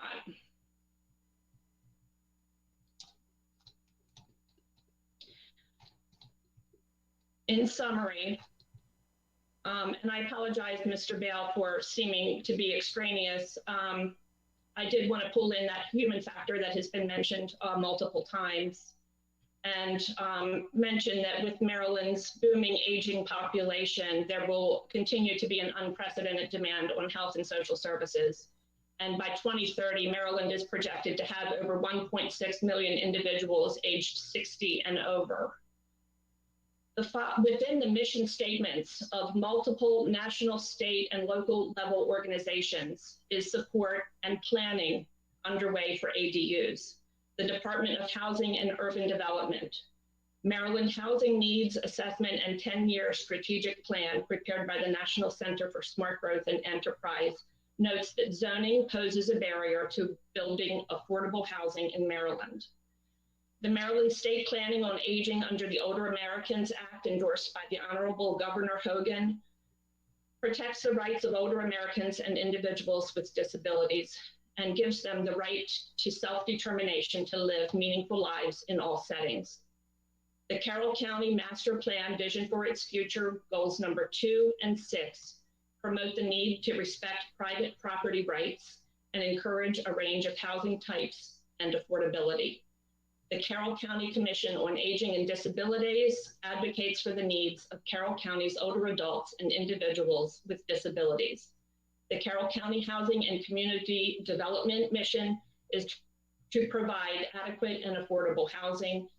And finally, the Carroll County Veteran Services Program is dedicated to promoting the needs and interests and welfare of veterans who have served.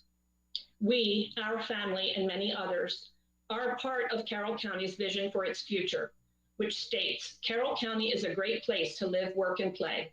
The county conserves and promotes its unique rural heritage, protects its environmental resources, and promotes a balanced approach to new development and economic opportunities consistent with the fabric of its communities. Carroll County values and citizens' unalienable rights of life, liberty, and property are respected, protected, and sustained. We are grateful for the board's attention to our special request, case 6313, the conversion of an existing structure to a garage and accessory dwelling 6 yards from the primary dwelling, conditional as per the criteria for an attached accessory dwelling per section 1580716 of the county code as previously described. And we would be happy to consider any other suggestions for conditions that would be placed on that would allow us to meet our goals and yours. In closing, when the BZA members assess the specific property involved, 1122 Algernon Drive, as well as the neighborhood, and consider all testimony and data submitted, they will find that the application for conditional use will not adversely affect the public health, safety, security, morals, or general welfare, and or result in dangerous traffic conditions or jeopardize the lives or property of people living in the neighborhood, among other things as noted in the zoning ordinances. In fact, strict adherence to the current ordinance in conjunction with the process of obtaining a hearing may jeopardize the safety and well-being of vulnerable citizens in the longer term. Time is of the essence.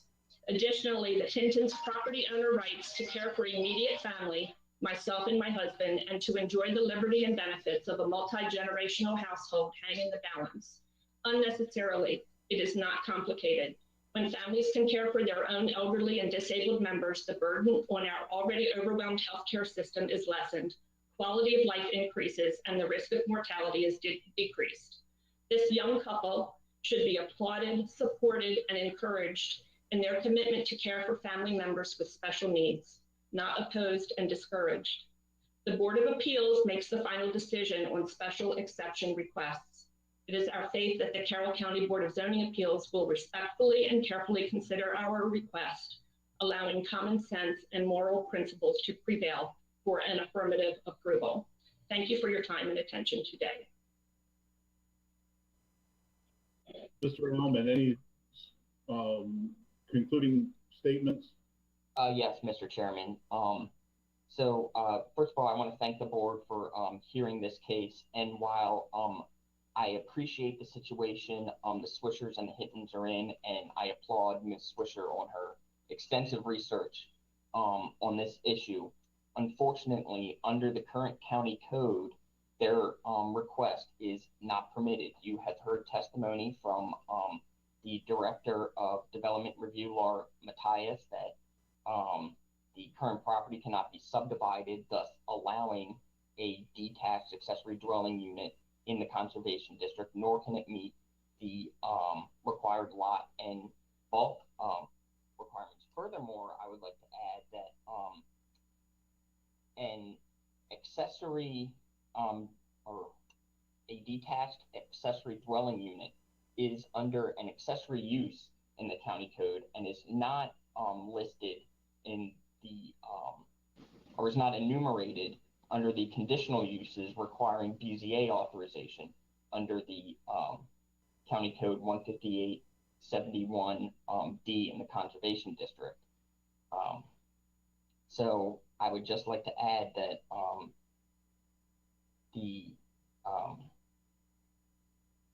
I'm sorry, let me catch where I am. I apologize. That the code is clear on this issue, and while the county can appreciate the situation the Hintons and the Switchers are in, unfortunately, the Board of Zoning Appeals is charged to enforce the current county code. Thank you.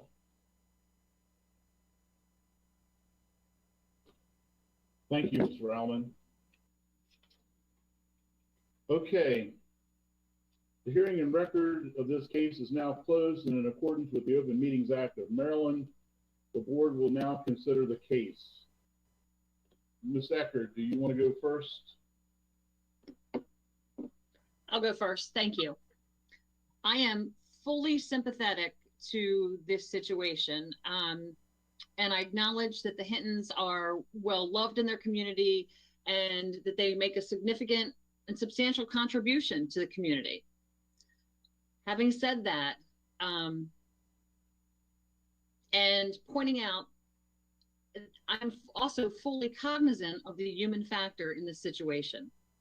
But accepting all of those things, there's no way that we can approve this since it can't be legally accommodated within the code since this dwelling is not attached. So unless the Hintons are able to figure out a way to attach this dwelling to the main dwelling, it's just not a legal use. So I'm prepared to vote against this. Okay, Mr. Simmons. A question for council. Mr. Alman? Yes, sir. Can a decision by the BZA approving this be allowed? Well, the BZA is charged with enforcing the current county code. The BZA is not charged with making new code.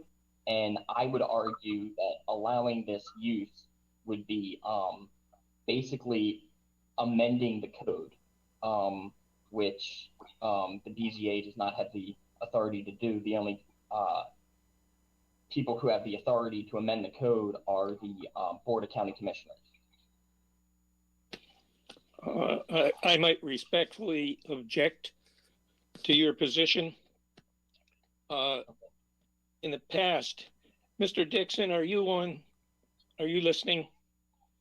Yes, he's on. Yes, I'm on and I'm listening. Thank you, Mr. Dixon. I'll ask you the same question.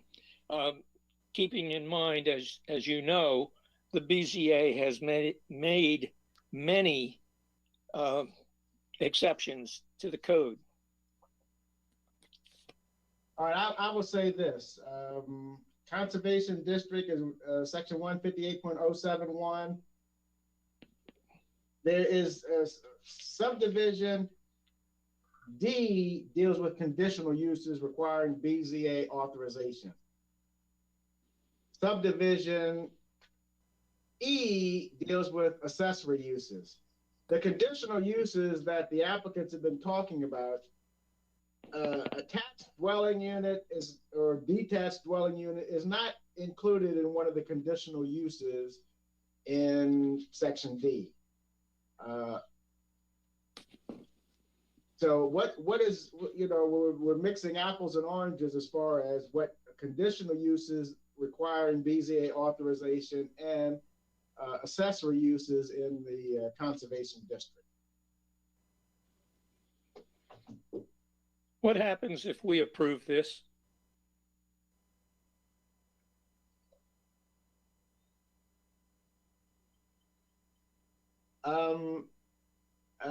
to my way of saying things, if the board approves this, you will be setting a precedent that anyone can put a detached dwelling to their place. They will refer to this case and say, it happened here, and it could happen anywhere in the conservation zone, residential zone, any zone, because although the code doesn't allow it, BZA approved it.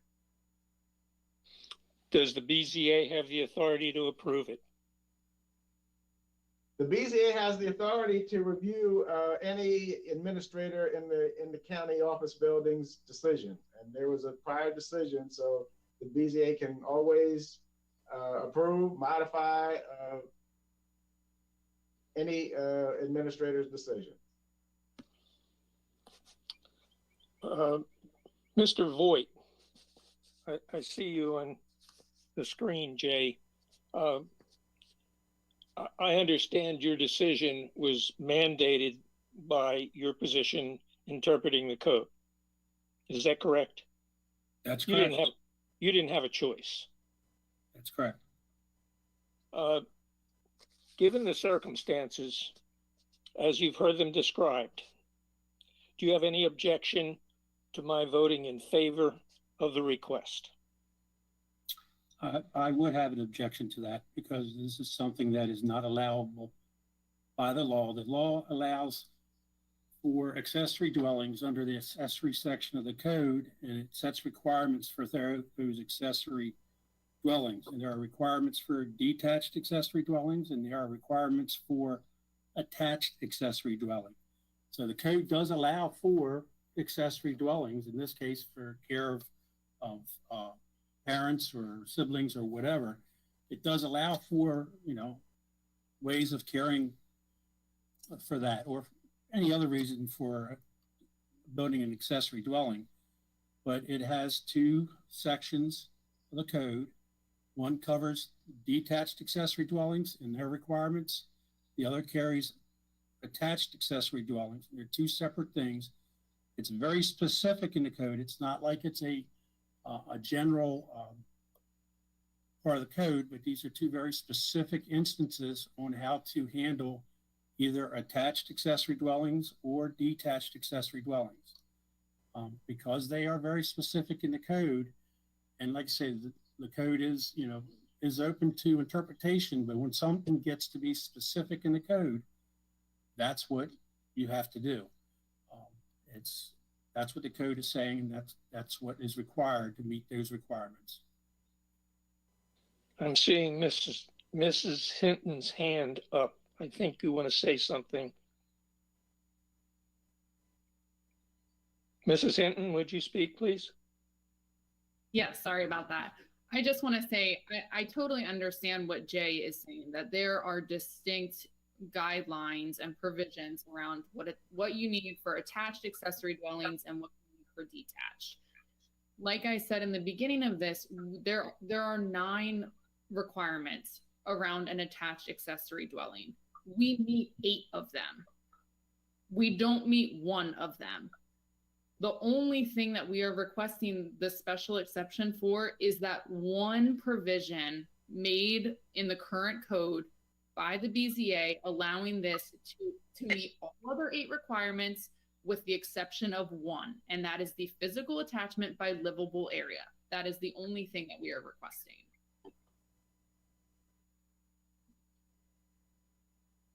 Okay, Mr. Simmons, anything else?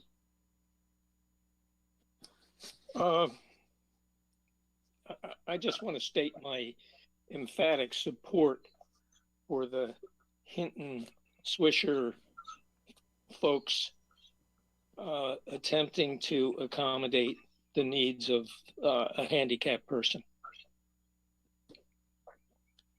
That's all. Okay. Ms. Wardmount, Mr. Caldwell, who wants to go first?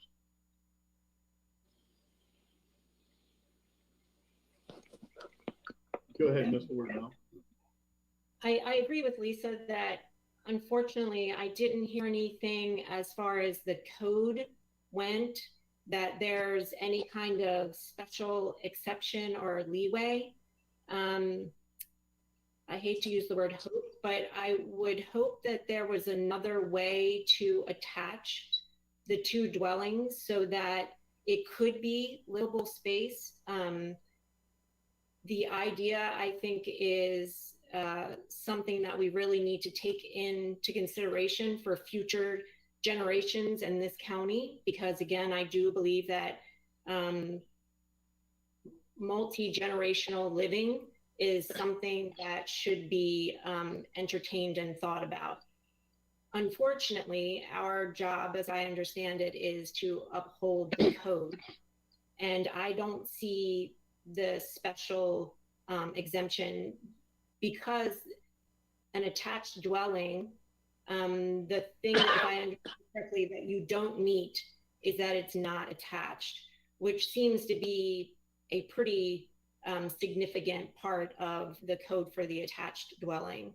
So while I would love to encourage everyone to maybe rethink this code and maybe challenge the wording, again, as it stands, I don't see how we could vote for it because it doesn't seem to meet the current wording that we have. Okay, thank you. Mr. Caldwell. Thank you, Mr. Chairman. I'm fully sympathetic with the Hintons and the Swishers requirement.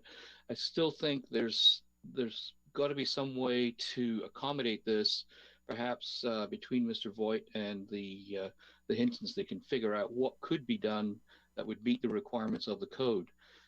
It seems to be a situation of this is what's in the text, that's it, and there's no room for maneuver. It's an unfortunate situation.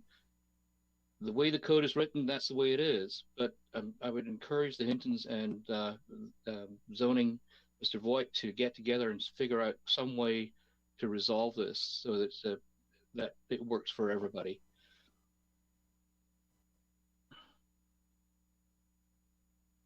Okay, thank you, Mr. Caldwell. My comments here, there's a lot of moving parts here, and a lot of them are, well, have nothing to do with the code. We're allowed to approve or disapprove conditional uses in the various zones. A conditional use is something that is actually spelled out in the code. There's many conditional uses in all zoning codes. This is not a conditional use. This request is not a conditional use.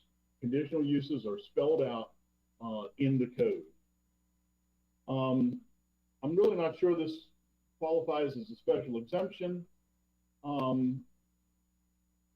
The lot size, the road frontage, there's so many things that the bulk requirements of the lot don't even that's the first thing that you look at is do we meet the bulk requirements? And the answer to that is been testified as no. Am I sympathetic to them? Absolutely. However, we as a board are we're charged with upholding the codes as they're written. We don't write codes. We rule on the codes, and we're quasi-judicial. And if we do if we would approve this, then that sets precedent. And that setting precedent without the commissioner's input, they're the ones that can change the code. I'm very uncomfortable in doing that. So I will not be supporting this. Okay, any other comments by board members? Okay, at this point, we're ready for a motion. Board members.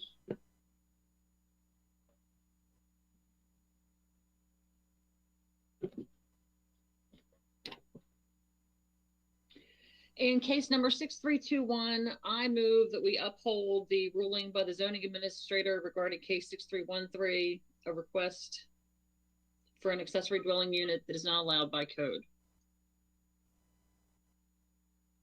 Okay, do I have a second? Seconded. Okay, so we have a motion and a second to uphold the denial of the request for an accessory dwelling in case number 6313. Any further discussion on the motion? Seeing none, all those in favor of the motion, raise your hand and say aye. Aye. All opposed, no.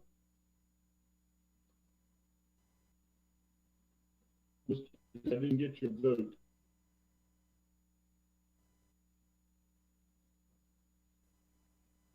Okay. The motion carried by at least 4-0. Melvin, I opposed. Okay, you were muted, Mr. Simmons. So the Yes. vote is 4-1. Okay, thank you, Mr. Simmons. Okay, the motion carries. Our oral decision will become final upon a written decision, which will be issued within 30 days unless otherwise extended by the board.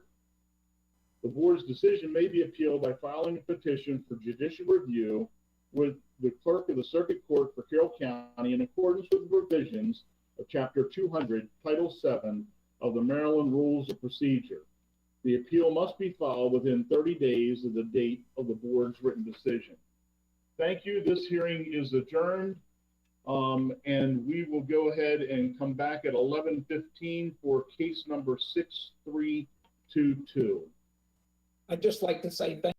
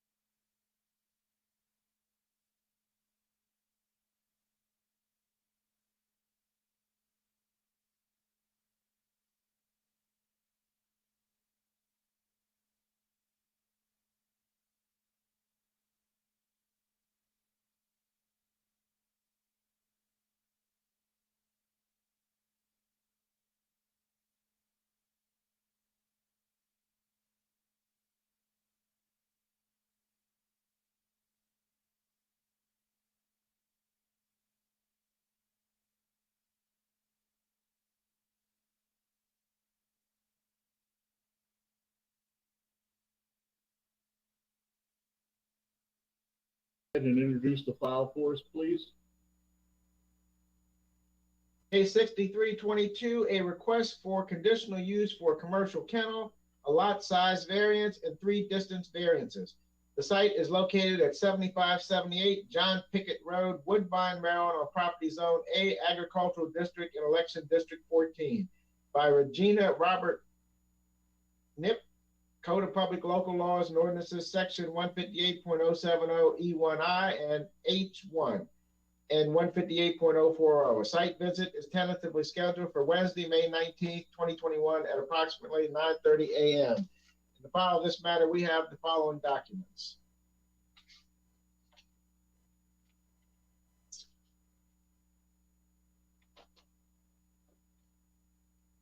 There is a May 24, 2021 email from Regina Robert Nip.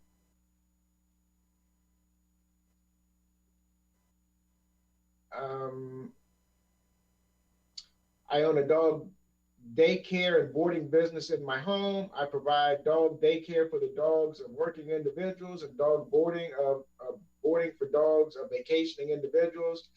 My business is on 1.5 acre home lot. On nice days, the pups play outside with rest periods inside. On less than ideal weather days, I have an indoor play area for the pups in my basement. The kennels for sleep are kept in a climate-controlled finished basement. My pups are always supervised. Woodbine Wolfpack is a professional small business for up to 10 dogs at one time.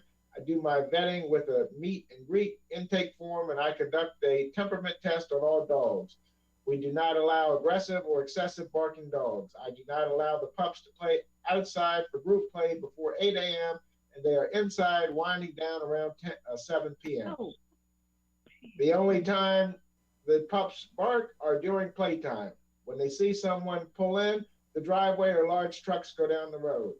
I have the support of all my immediate neighbors, community, and local small businesses. This is confirmed by the letters in my file. I am asking you to please grant the variance for my dog daycare and board aid zoning so I may continue to provide this special service to the Woodbine community. There are site minutes for this case.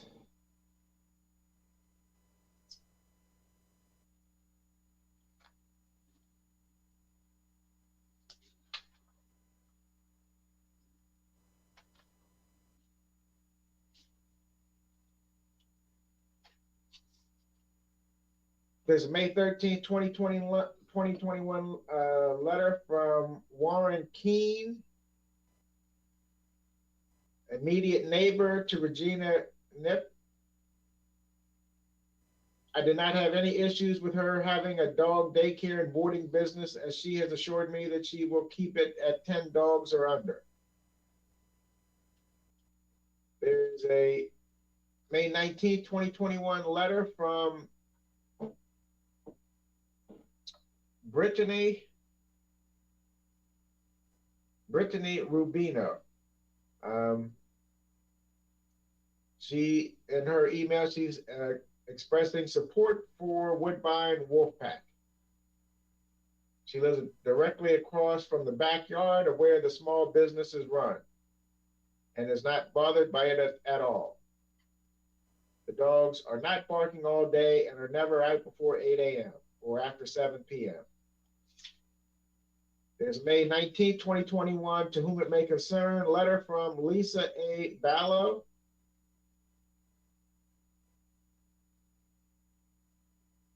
She's been a personal friend of Miss Nip for over 20 years. She's also boarded her dog with her.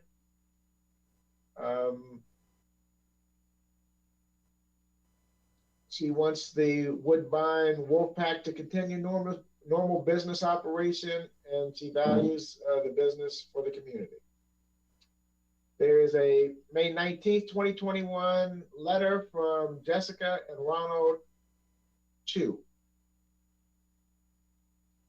They live directly next door to Regina and Kevin Nip and their dog boarding doggy daycare facility.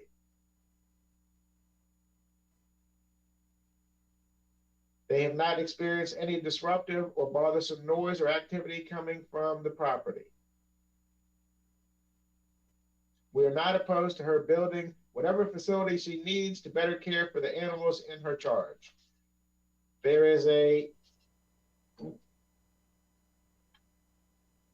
to whom it may concern, letter from Sydney Reinhold. She's writing on behalf of Regina Knipp and as a highly satisfied client of Woodbine Wolfpack. There's a May 19th, 2021 letter from Robert and Marlene Buchholz. We are owners and founders of Robert G. Buchholz Plumbing and have a small plumbing business in Carroll County. We board our dogs at Woodbine Wolfpack because they offer a quaint, no-stress family environment for our dogs. It is refreshing to have a local boarding home for our pups in Woodbine. Please support this small business.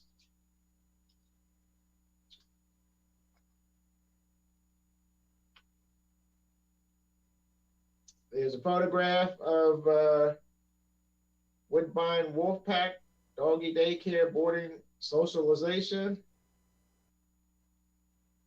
There's a sign. There's a May 13th, 2021 email from Teresa McGraw.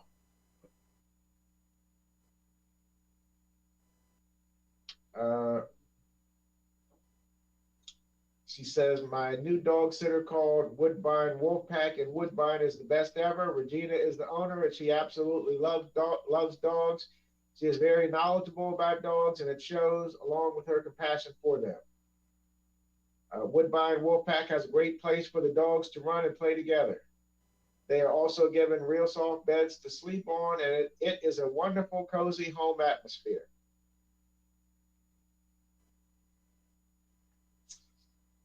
There is a response to Joe Vance's request to various state and local agencies from Hannah Weber. Hannah Weber, Comprehensive Planner.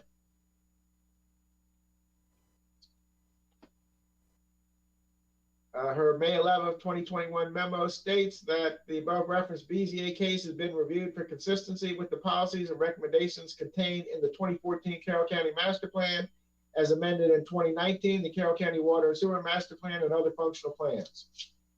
The staff finding is that this request is inconsistent with the 2014 Carroll County Master Plan as amended in 2019 and would have an adverse effect on the current use of the property. Adverse effects on the property are produced by the large distance and lot size variances being requested, as well as the close proximity to surrounding residents. There is a May 13th, 2021 letter from Linda D. Eisenberg, Secretary to the Planning Commission, to the board. After having reviewed the information contained in the attached analysis, the facts as presented in the application, the relevant portions of the plan, and in accordance with the provisions set forth in the land use article, this conditional use and variance request, if granted, would be inconsistent with the policies, timing of the implementation of the plan, timing of development, timing of rezoning, development patterns, land uses, and densities or intensities.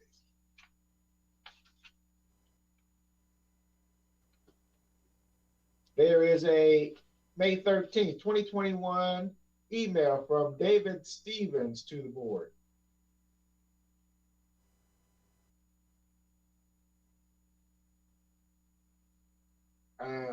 Ms. Knipp and our property share a common boundary for approximately 200 feet. Since moving next door last summer, Ms. Knipp's 4 dogs have presented no concerns or issues for us. She recently started providing daycare for as many as 5 to 6 additional dogs. We have absolutely no objection to Ms. Knipp operating a doggy daycare business on her property. There is a response to Joe Vance's request from Laura Mateus, Bureau Chief Development Review. A site plan may be required in accordance with Chapter 155. There is a response to Joe Vance's request of various state and local agencies from Thomas Harris, Permits and Inspections. Comments, all areas used for the dogs, off of the dogs, and any public areas shall comply with the Maryland Accessibility Code. Joe Vance sent a March 12, 2015 Joe Vance sent a request to various state and local agencies. There's no comment from animal control. There is a email dated May 5th, 2021 from Jasmine Deep Drenner. She's a former volunteer of Woodbine Wolfpack and a dog owner herself.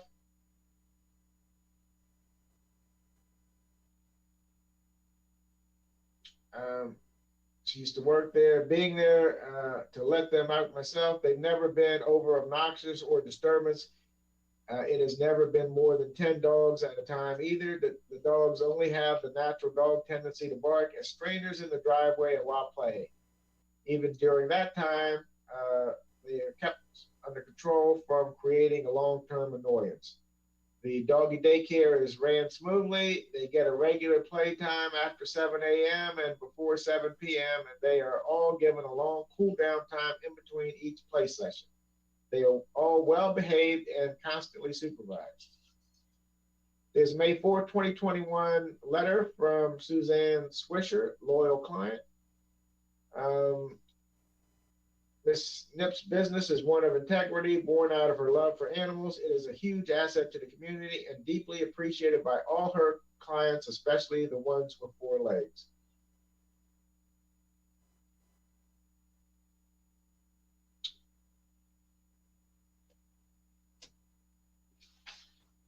There is a May 5th, 2021 email from David Morris to the board. He wanted to share an experience with the Woodbine Wolfpack.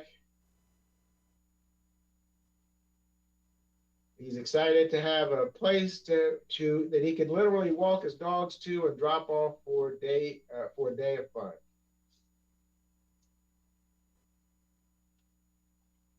There is a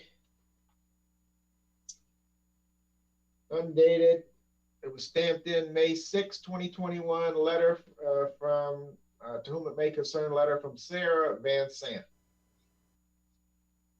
She lives down the street from the Woodbine Wolfpack. She's happy to have a small business in her neighborhood. She wants this request for a small business to the community approved. It is a wonderful addition. There is a May 3rd, 2021 notice of public hearing for this case. There is a response to Joe Vance's request to various state and local agencies from Matt Shipley, Carroll County Environmental Health Department. Proposed use may not be acceptable unless it is demonstrated that there is an adequate water supply and adequate area for the installation of an initial and 2 replacement septic systems for the proposed use and any existing uses of this property. There is a response to Joe Vance's request from Christopher Hahn, Bureau Chief Resource Management. The Bureau of Resource Management has no comments on the request.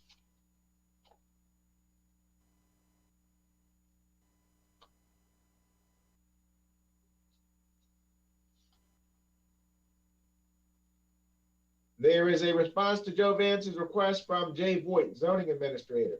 The proposed use will require variances to lot size and distance variances. There is a response to Joe Vance's request from Deborah Bowers, Program Manager, Ag Land Preservation Program. Comments? None. Hearing notice was posted April 21st, 2021 by Zoning Inspector Scott Robinson.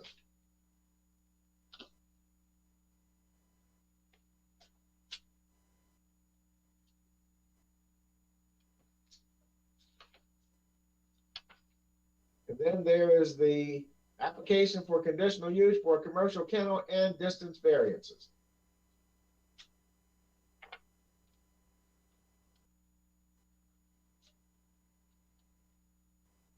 There is a plan from a surveyor,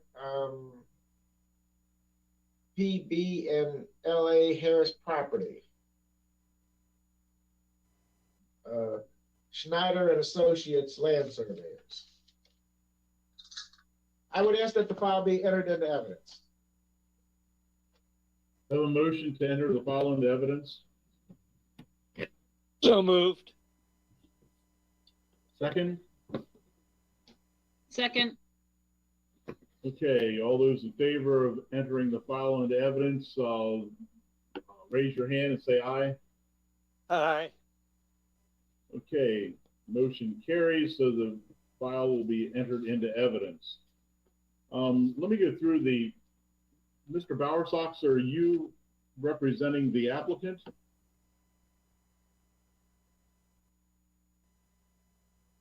Yes, can you hear me, Mr. Bale? Yes. Are you representing the applicant? No, I'm not. I'm representing the bosses who reside across the street. The corner of their lot abuts the corner across the street of the subject site, and they are at 7571 John Pickett Road. Okay, I thought maybe you were the attorney for the applicant. That changes how we do things a little bit. Thank you, Mr. Bowersox. So here's the process that we use. The applicant will have the opportunity to present their case, including calling witnesses and giving their own testimony. And then members of the public will have the opportunity to ask questions of that testimony. Board members will be able to do the same. And then anyone that is from the public that wants to present testimony will be able to do that. And I'm assuming that Ms. Foss' testimony will be through her attorney, Mr. Bowersox. So with that, could you please raise your right hand to take the oath? You're going to testify in this case. Do you swear or affirm under the penalties of perjury that the testimony you are about to give is the truth, the whole truth, and nothing but the truth? You say, I do.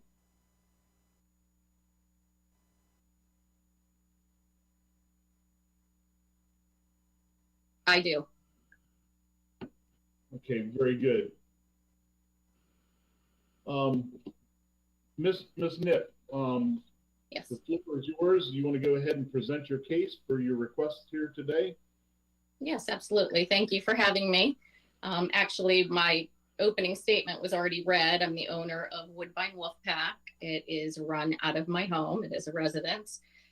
We are in a community, but not a community neighborhood. We don't have immediate neighbors closer than 200 feet and like an acre and a half between us all.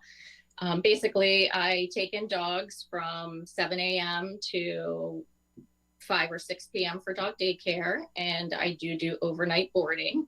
For dog daycare, I don't take any more than 10 dogs total, and 4 happen to be mine. And overnight, I don't keep more than 4 to 5 because that's more than I can handle. I don't want to disrupt the neighbors, and I certainly don't want to have my house torn up. So anyway, that's what I do. And the dogs have certain play times, break times. They're inside on bad days. They are always 100% monitored. And the drop off and pickups are even scheduled where they're about 5 to 10 minutes apart. So there's nobody waiting on the street, and they pull in. I go out and meet them in the driveway. I take their dogs, and that's it. They leave. There's no issues there. So I am just asking for the variance to be able to continue to run this service. And I do have the support from all of my immediate neighbors. Every single one of them has a letter there. I have the support from 3 local businesses in which I actually watch their dogs. And then the one from Sarah Vancent, which wasn't read completely, I actually allow her son to volunteer with me so he can get his service hours for his schooling. He is 12 years old, and pretty much sums it up. I love what I do, and I've been doing it since February with overwhelming response, and I've actually had to turn people away. Okay. Thank you, Ms. Nip, for your testimony. Members of the public have any questions of her testimony? Mr. Bowersox? I do. If you'll indulge me for a second.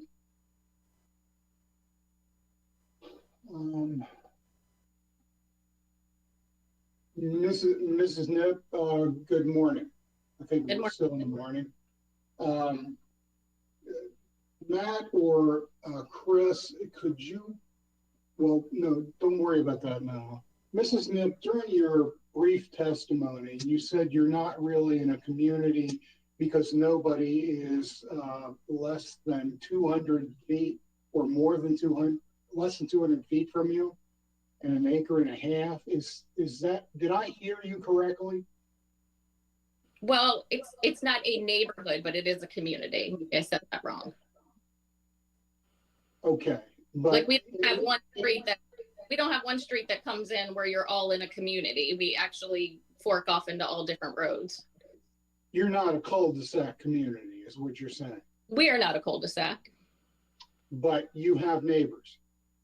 Yes, Some of your neighbors are closer to you than others. correct.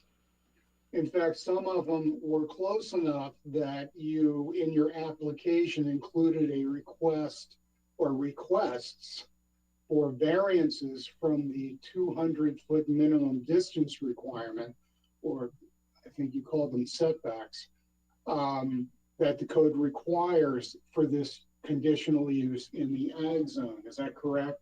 Yes, I gave all those, yes. Okay, so there are neighbors within 200 feet. Let's see my measurements here. 1, 2, there are 2 within 200 feet. The rest are further.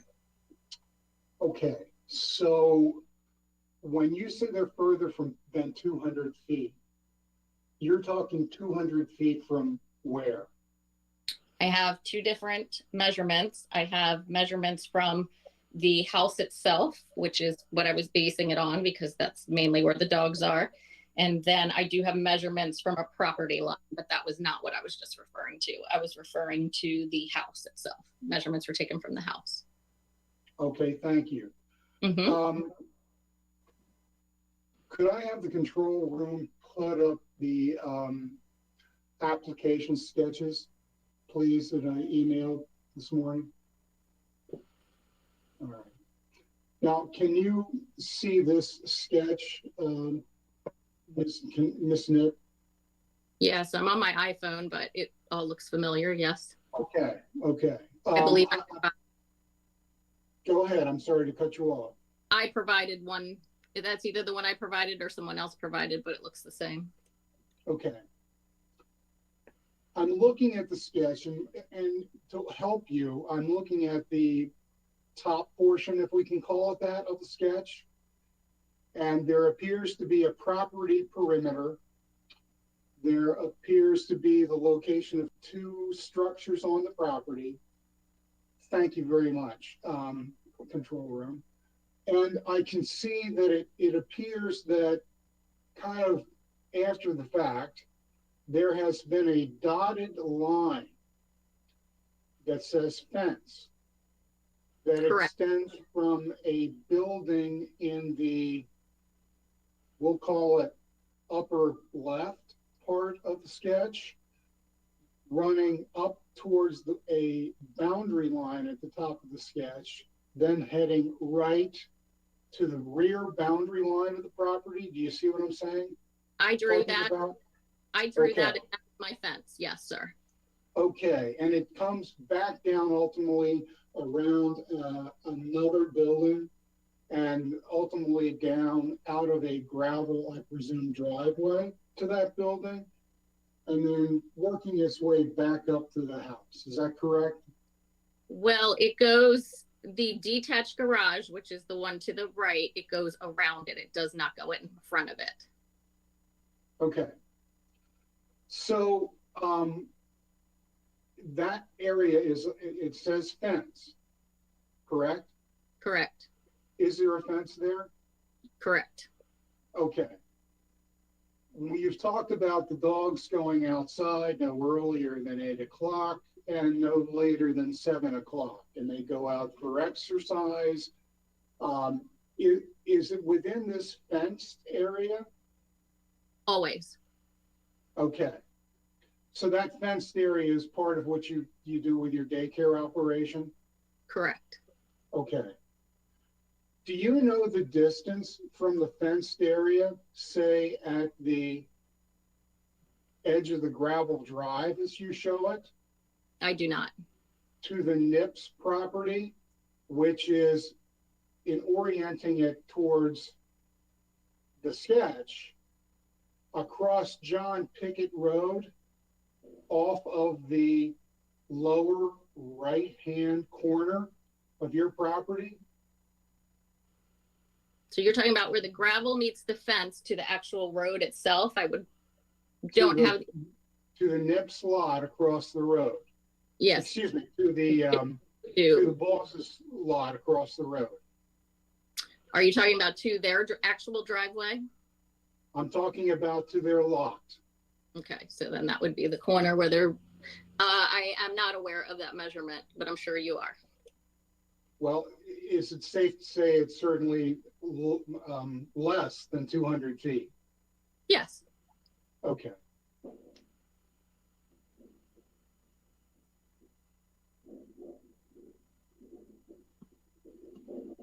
May I see control room? I'd like to introduce that as Exhibit 1. Control room, may I see the NIP deed exhibit that I provided this morning? You want that entered into evidence? Yes, I want the sketch, application page 2, admitted as Exhibit 1. Okay, we'll go ahead and accept that into evidence. Thank you, Mr. Bale. Now, on the screen, and it may be very difficult for you to see it on an iPhone. It's kind of difficult for me to see on a laptop. But does this appear to be the deed by which you and your husband took title to the property sometime 9th of September last year? Yes. Okay. And that deed, if I understand it correctly, describes something less than an acre and a half. 1.44. Okay, 1.44. 1.47. Or, yeah, 1.44. Well, what I'm reading, and it's in the phrase, the paragraph that starts description. It says 1.4422. I'm not saying that to quibble, but is that basically consistent with your understanding? Sure, I just rounded up. I say an acre and a half. Okay, and we saw on the sketch that we just talked about that the public road right-of-way, or at least the curb or edge of the road, was lying within the boundaries of what was described as your property, correct? Yes, but when I made those measurements, I was told to measure from my home, the corner of my home, my house. That's fine. I understand that. So if you read this description, the numbers on the first page, they start 1, 2, 3, 4. It appears that the boundary line that was shown at the bottom as your sketch was oriented really lies within the public road right-of-way. Are you aware of that? Yes. Okay. So the distances that were given of over 200 feet in lot width include the public road right-of-way, do they not? If we took them from the house, yes. Well, I was looking at the Woodbine Road line of your property that was shown on the sketch, and I think it was about 217 feet. And then the opposing, let's call it rear boundary line behind the detached garage was 216, I believe, in some feet. So part of the distance for that width is actually the public road right-of-way, correct? Well, my property goes into the road, if that's what you're, I'm confused as to what. We're saying the same thing. Okay, gotcha. So part of that lot width that you're showing includes the public road right-of-way, correct? It does, but it's non-usable. I don't doubt it. Okay. May I see the NIP tax map control room? I'd move this deed into evidence as Exhibit 2. We'll accept that into evidence. Mrs. Knapp, I'm showing you a copy of a tax map, a Maryland State Department of Assessments and Taxation tax map for Carroll County, and it happens to be for the intersection of John Pickett Road and Woodbine Road. And your parcel, if I'm not mistaken, is parcel 404 and has a red dot in the first 4. Is that correct? Let me see. Yes. Okay. And the boss lot is at parcel 275. Is that correct? Correct. Okay. I'd move that in as exhibit number 3. We'll accept that into evidence.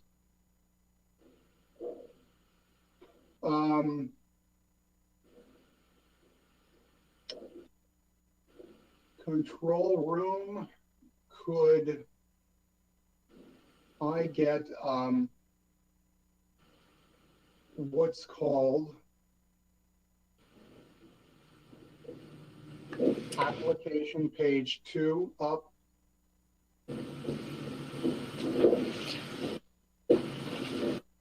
Okay, thank you. Now, Mrs. Knapp, when you filed your application with the board, had to state the nature of the request that you were making for them to be able to grant to you.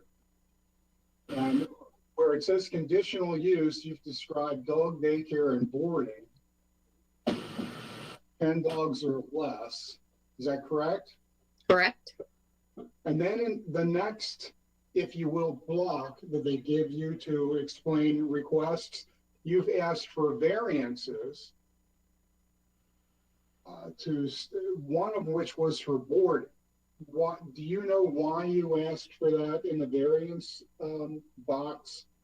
I do not know. I actually went on the advice of one of the people at the zoning department that helped me fill it out.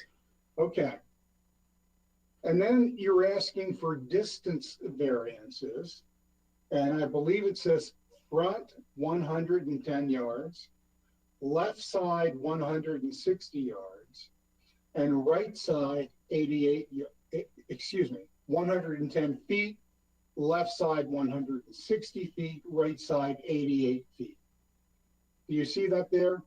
I see that there. I did not fill that out. Somebody else put that on based on the measurements they told me to give for my house to each property. And who was that somebody else? I believe that was Joe Vance. Okay. And she's the one who told me how to do the measurement.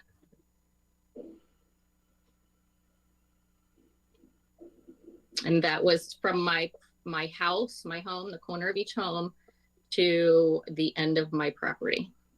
All right, so you provided the data based on your measurements. Correct. Right? Okay.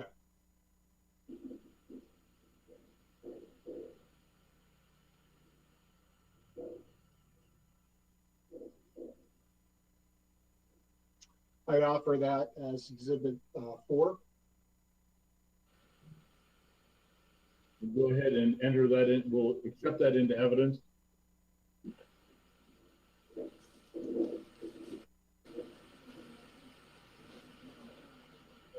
All right, I'd like to control room. I have an image number 0830 that we submitted a couple days ago.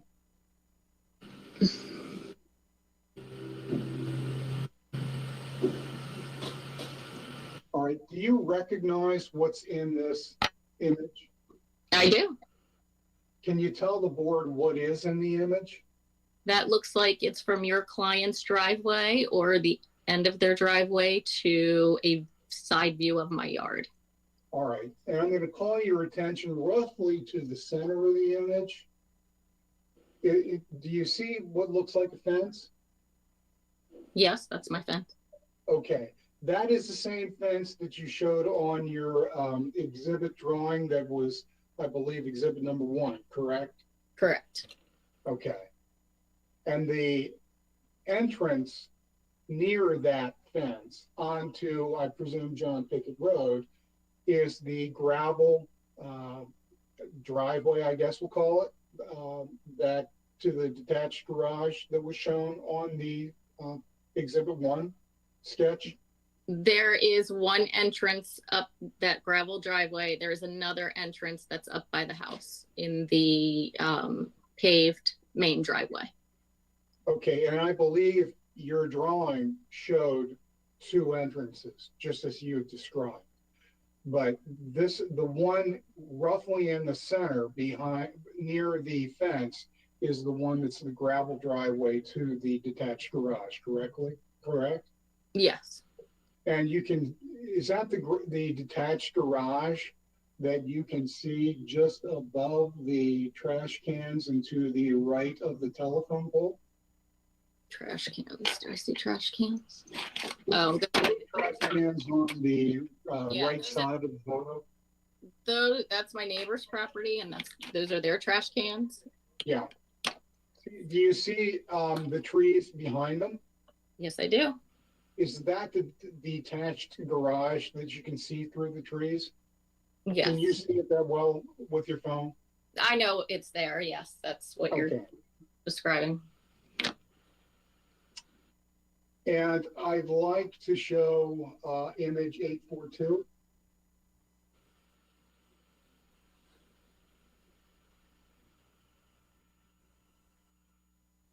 Now, can you see this image?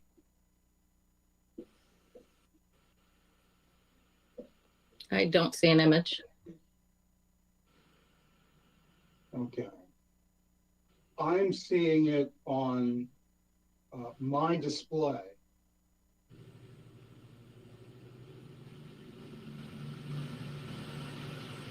I do not see an image.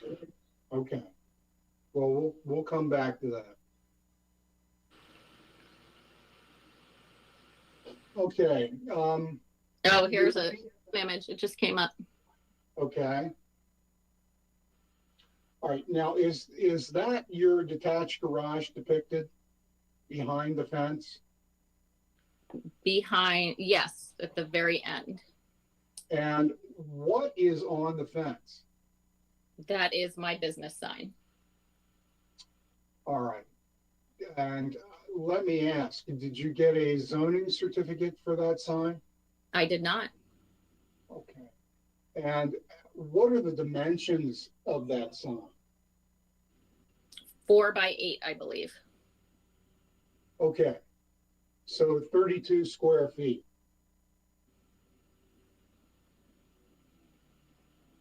So I'm looking just to the left, excuse me, just to the right in the photo of your 4 by 8 sign. And there looks like another sign or white object just off of the right side of your sign and behind the driveway. Can you tell us what that is? That is a tree service for the gentleman that took down the trees in my yard. That sign right there, and apparently the corner of the fence. Oh, that's the zoning sign. It blew down when they put it by the driveway. So I called Joe Vance and we decided we would move it up by the fence. Okay. Yes. And is that how it was positioned after that date until the hearing? I cannot recall. I know we've had some really windy days and the sign is broke. The holder is broke. All right, so you haven't gone out to make it upright, have you? I have numerous times, and I believe your client has as well, come on my property to do that. All right, so for a portion of the time before the hearing, that has not been readily visible from John Pickett Road? I can't answer that. I keep putting it up and the wind blows it back down. We've moved it numerous times. Joe Vance is aware of that. Fair enough. All right. Your neighborhood. It's a residential neighborhood, isn't it? Yes. All right. Small lots? I wouldn't call them small. Okay. What would you call them? I would call them very large. I came from 0.05 where I lived before, so an acre and a half is very large to me. Okay. But in the agricultural zone, are they large lots? I have no idea. All right. I don't know what an agricultural zone is. Oh, well, it's the zone in which your property is located. Are they basically single family residences? Yes. All right. And right around the intersection of John Pickett Road, well, let me, is your lot actually a little larger than others in the neighborhood? I would say so. Okay.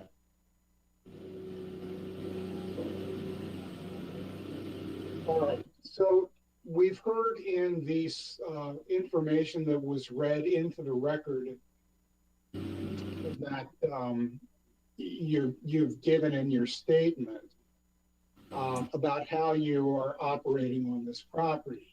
Was that basically the correct description of how you operate? Is there anything you want to add to that? That's the exact description. I can't imagine anything else I'd want to add. All right. What hours of the day do you operate? I start taking dogs at 7 to 7:30 a.m.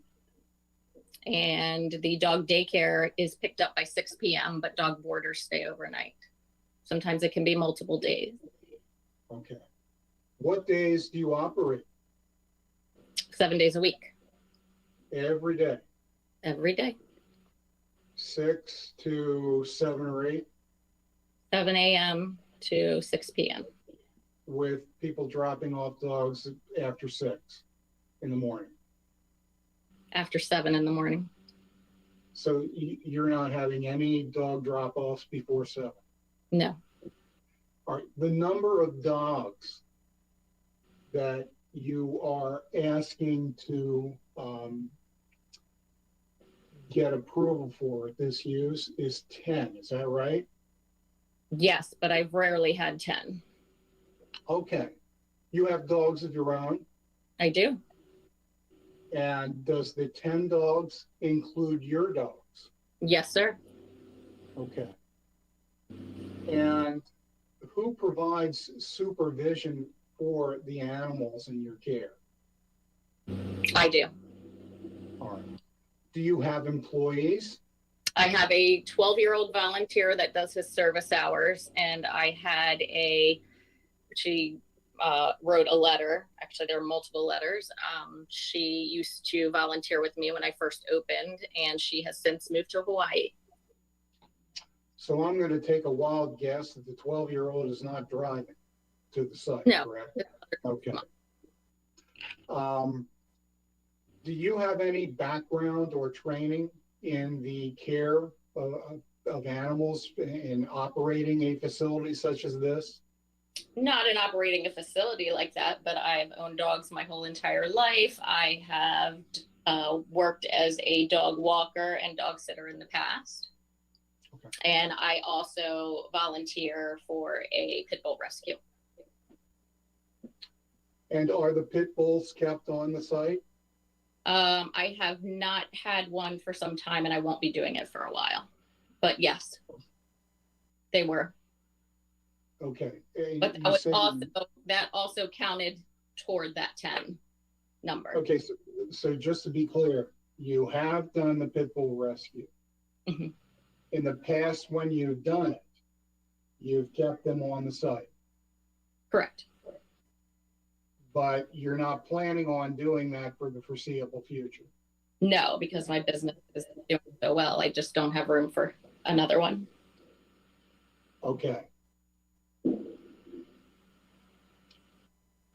Do you do, describe the way the runs are set up.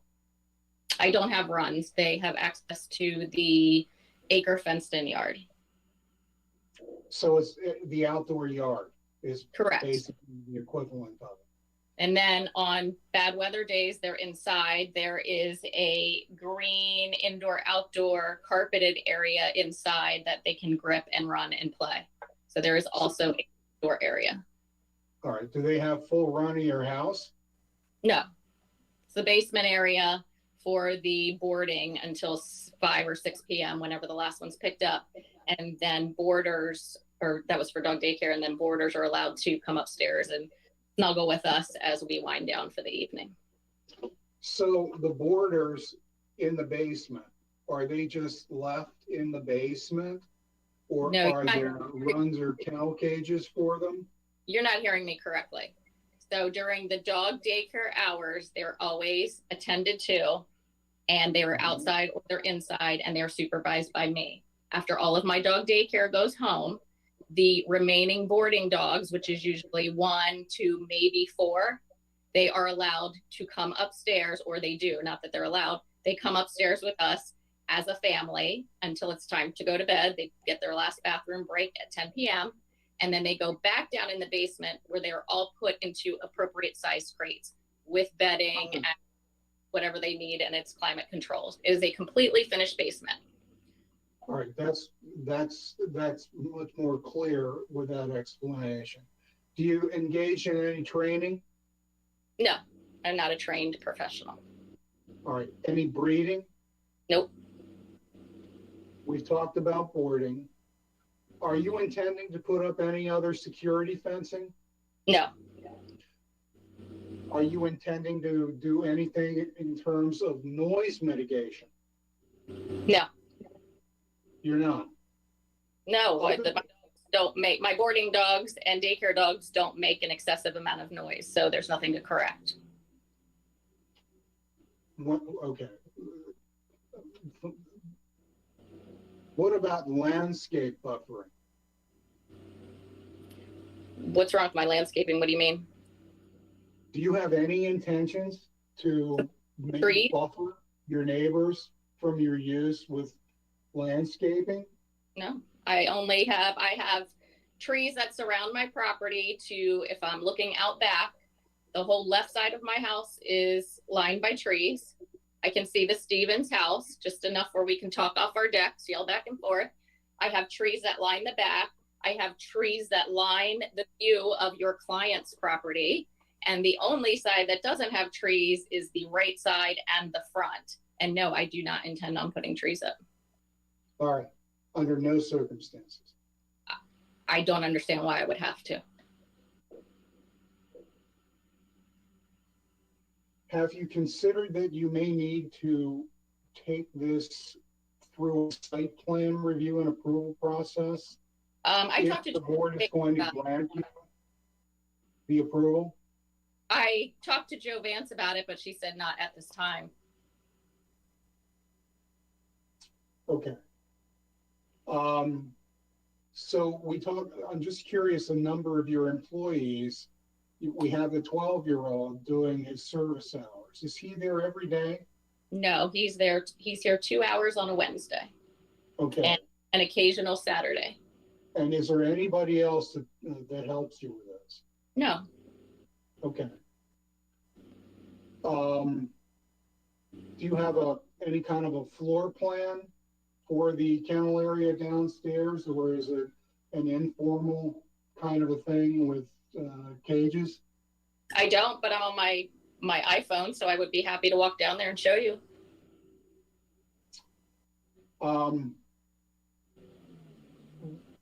Have you considered waste disposal? Yes, I have talked to somebody about that, and I clean up the yard waste and I put it in a bag, and it then gets contained into a metal container until the week of the trash goes out, and then it is then placed into another plastic bag and gone out with the regular trash that I paid for. All right. And that was acceptable by the health department. So what due diligence did you do when you bought the property in September to determine whether you could operate this business at this location, or did you? So I did make several phone calls, and it was brought to me that if I did not have more than 10 dogs, I did not need to do anything. I am insured. Brought to your attention by whom? Pardon me? Brought to your attention by whom? I called I don't have it written down right now, but I called everybody that I was told to, as far as the health department, because I was worried about the waste, and I tried to pick their brain to see if there was anybody else that I had to call. And because they didn't think I needed a license, the number 10 kept coming into play. If I didn't have more than 10 dogs, which I didn't at the time, that I did not need approval until I was reported, and then I went through the appropriate measures, because it was explained to me that anytime you have a paid business in and out of your house, you actually need the zoning. But other meetings that I've watched, they also say 10 or more dogs. So still in my mind, it's not making sense to me that I even need this zoning. So I get one story from one person and another story from another person. Perhaps was that information gotten from animal control or from the Humane Society? No. I called, and I wish I had it written down. I didn't know you were going to ask me that question, but I don't. You're not saying the zoning department told you that, are you? I touched the zoning department until I got a letter in the mail. But I called what the health. What letter was that? The one from the zoning department saying that I was reported for having a sign up in my yard, and now I needed to get approval. Okay. Did you call animal control or the Humane Society? No, I don't know why I would do that. Sometimes I wonder also, because you seem to have no comment in these cases. But, I think of animal control as loose dogs, and Humane Society is where you turn in dogs that need homes. I would not, that's not my situation.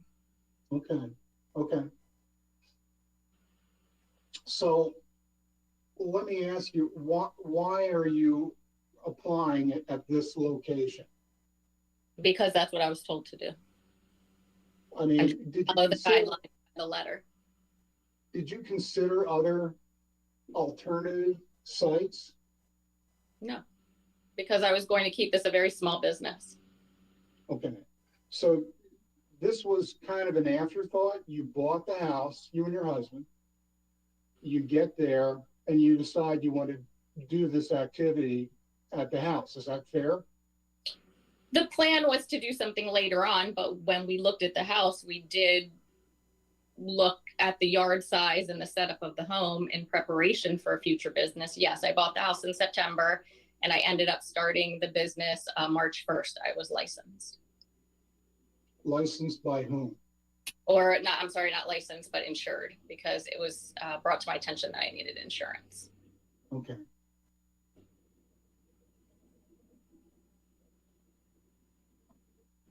So what is the basis for your variance?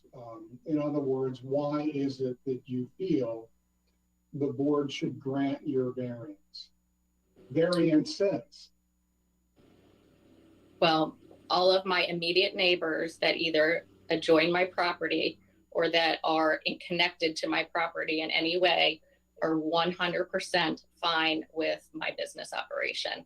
And actually, I watch most of their dogs. I actually watch the UPS driver's dog. I actually watch 3 small business owners' dogs so that they can go to work.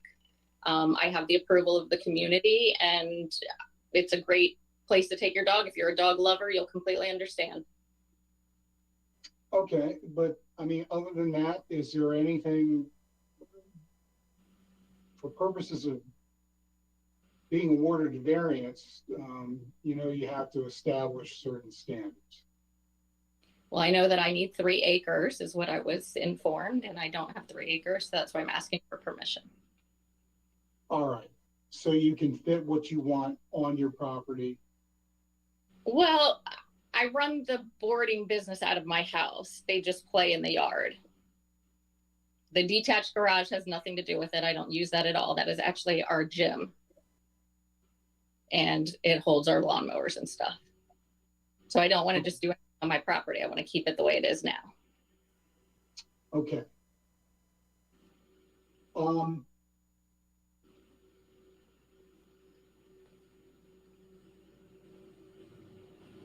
Your property, I saw from the photos, it looks like it slopes from your home downward to the, let's call it west, along John Pickett Road. Is that correct?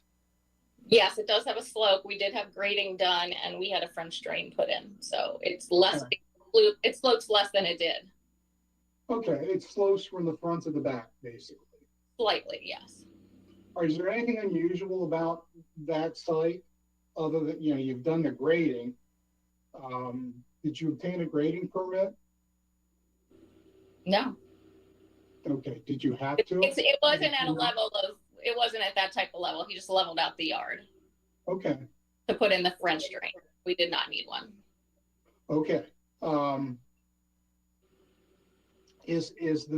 But the terrain, it looks like it's sloping terrain, residential terrain. It doesn't look like there's any kind of funky or strange geological features. No. Okay. It's pretty much the same on your neighbors' properties? Yes, next door, yeah. Okay. So if I were to ask you how you intend to establish to the board that you have undue hardship or practical difficulty, do you have anything else to add? Can you say that again? If I were to tell you, you have to establish unwarranted hardship or practical difficulty, are you satisfied with what you've said thus far? Yes. Okay.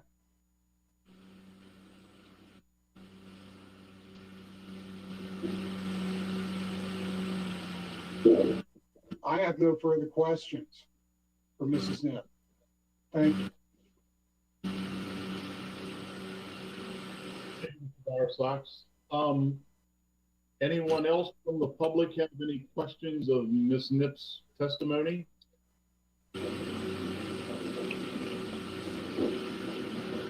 All on the line, do you have any questions of Ms. Knipp's testimony?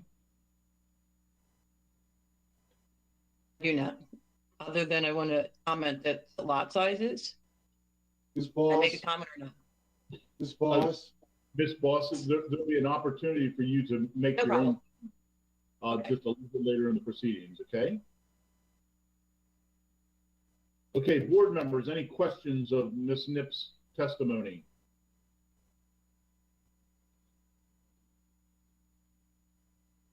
I'm seeing all no head nods. Ms. Eckert, go ahead. I have a quick question as kind of a follow-up to the questions that Mr. Bowersox was asking Ms. Knipp.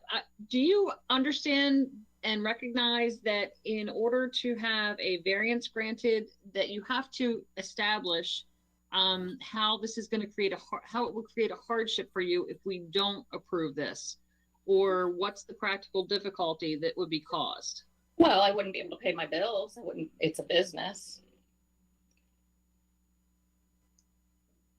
I don't understand the question really. Like, if you took the business away from me, would it cause a hardship? Yes. That is one way of demonstrating it. Another way would be site-specific characteristics. I guess I just don't understand what you're asking me. The fence was put up for the business. That's why we bought the house, to be able to have that yard size, the yard size that we have. So yes, we have bought this house, doing this business. Thank you.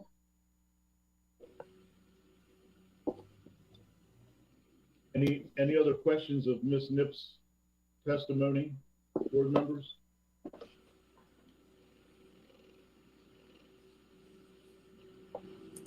Okay. I guess that concludes Ms. Nipp's testimony. Mr. Bowersox, do you have any testimony that or do you want to call Ms. Boss as a witness? I'd like to call Ms. Boss as a witness, yes. First, I'm wondering if Mr. Dixon can help me with some of the materials he read into the record previously. Specifically, he mentioned a May 19, 2021 email from, I think it's Brittany Lisa Ballo. Lisa A. Ballo. I think I'm pronouncing that correctly.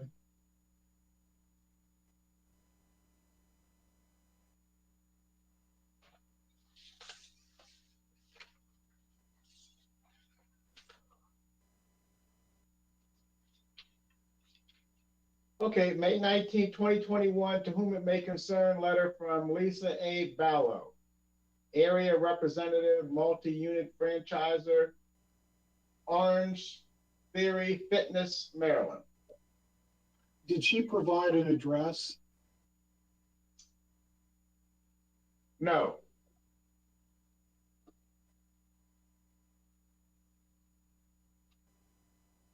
Sydney Reinhold, which I think was May 24th. I may have gotten that date wrong, but I think that's it.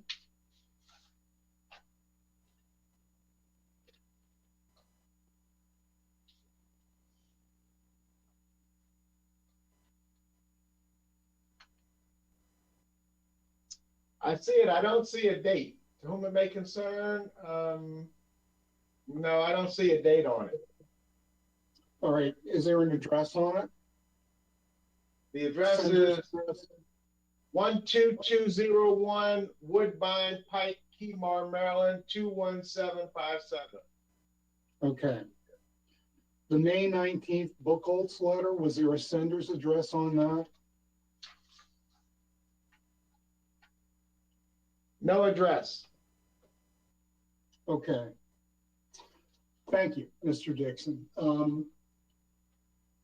Before I get into testimony, I want to do something that is a little different than the way we ordinarily see these go.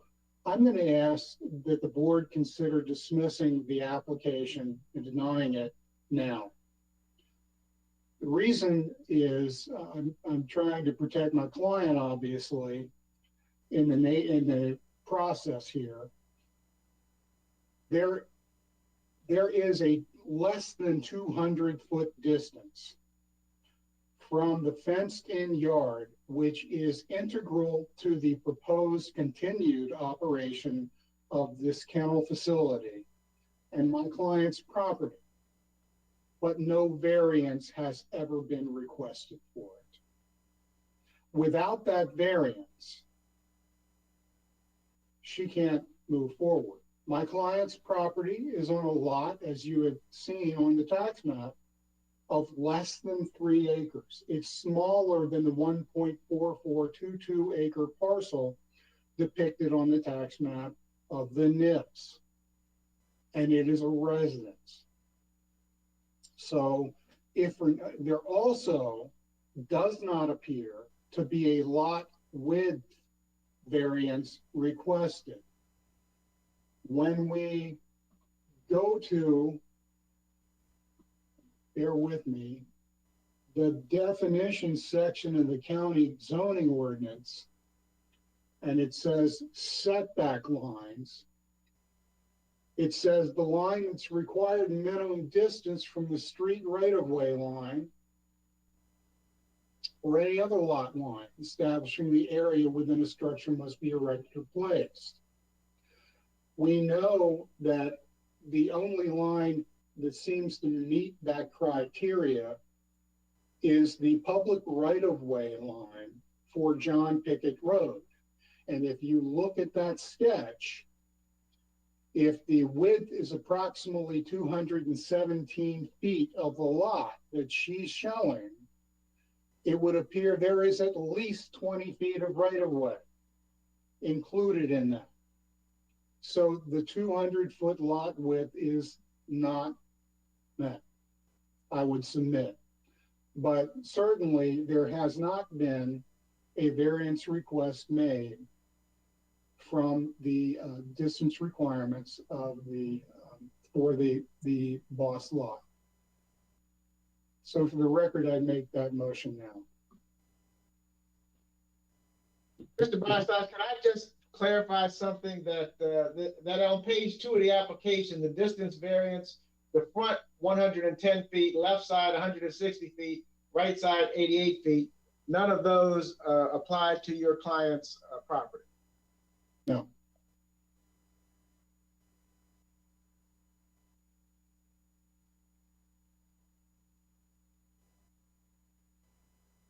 You can see on the sketch, if you follow up the other part of the sketch that was submitted with the application, that she shows you where those lines are, and they don't affect the Boss property. So I know this is irregular. I know it's unusual.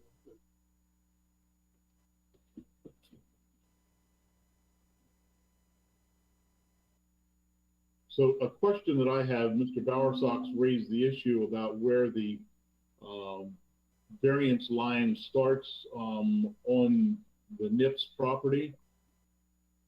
Does it start from the house or does it start from the fence in this case? And is it to the actual residence or is it to the curtilage of the property? And the road, Mr. Bowersox, in the past, we've given variances on industrial sites across state roads, and the state road was included in that variance request. So the width of the road was included in what the requested distance variance was. And I'm thinking Hoods Mill Industrial Park was included, and I'm assuming that John Pickett Road would be also included. So it appears it is not a modern right-of-way, if you follow me. So it may be. I'm not familiar with the Hoods Mill situation you mentioned.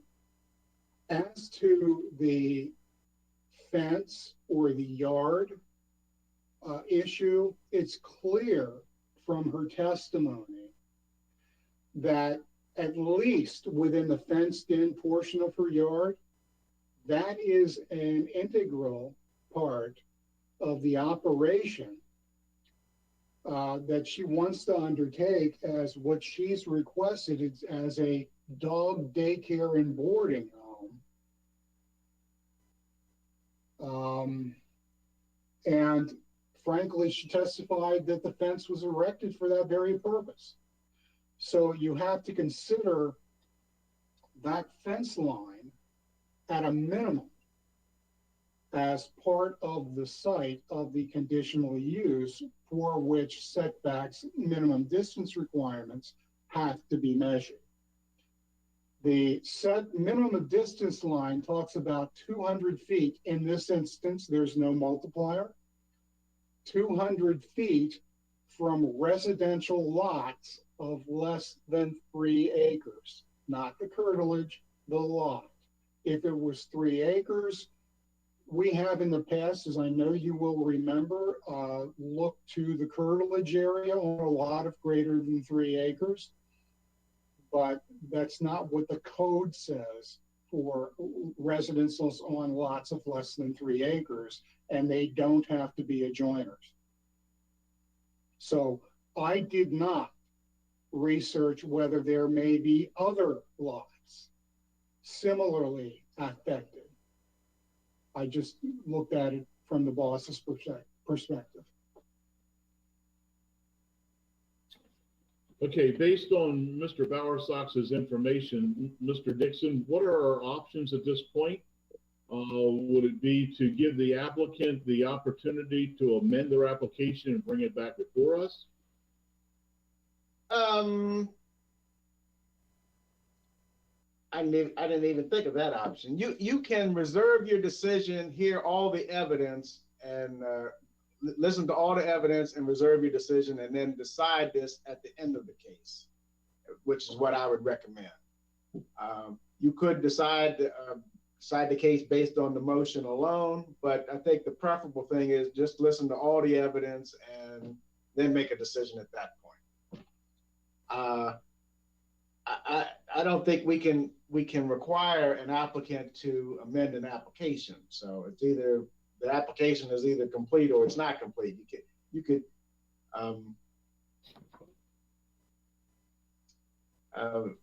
at this time of the hearing, I don't think it's appropriate to amend the application, but you do need to hear from the applicant as to what her position is on this motion. Okay, thank you, Mr. Dixon. So based on that, Ms. Nip, would you like to, based on the new information that we have, would you like to go ahead and comment on that?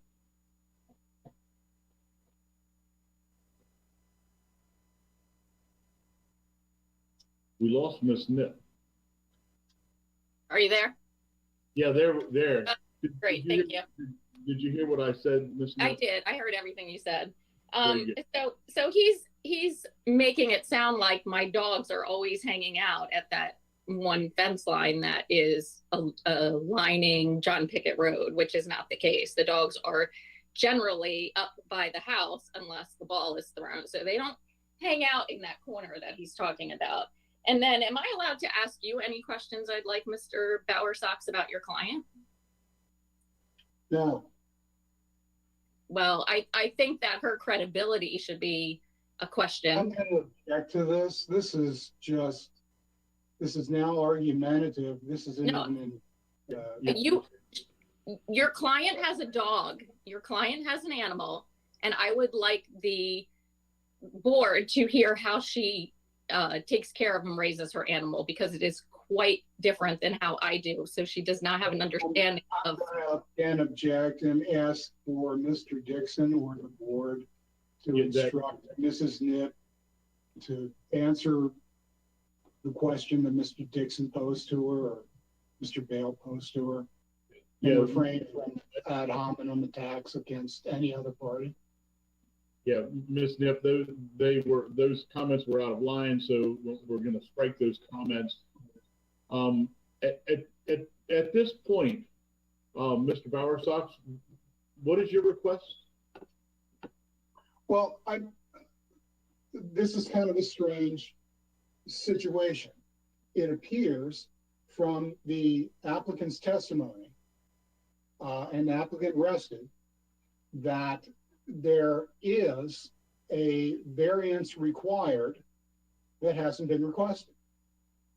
And without that, they can't satisfy the elements for a conditional use. Then the state law on conditional uses, the applicant has to establish it's their burden that they have satisfied each and every one of the elements of the conditional use set forth in the ordinance. They have not. So again, for the record, I know this is irregular, but if I don't do this, am I putting the record in jeopardy? I'm making the motion that the board consider dismissing the case now. Under whatever circumstances you may or may not want to do it. And that's all I'm doing. Mr. Dixon, I have a question. Ms. Nip's request, she withdraw the application and make re-application on this request based on the new evidence that Mr. Bauer, the new information that Mr. Bowersox has presented.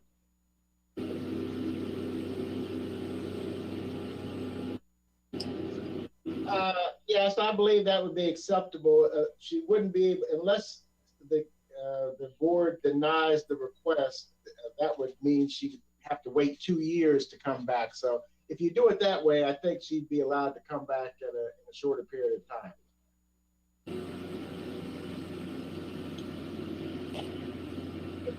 The other option is what you did for the daycare in Hampstead, just continue the case. You continue the case to allow someone to come up with a alternative for the daycare center. Just continue it and allow her to amend it in a month or two after she addresses this issue.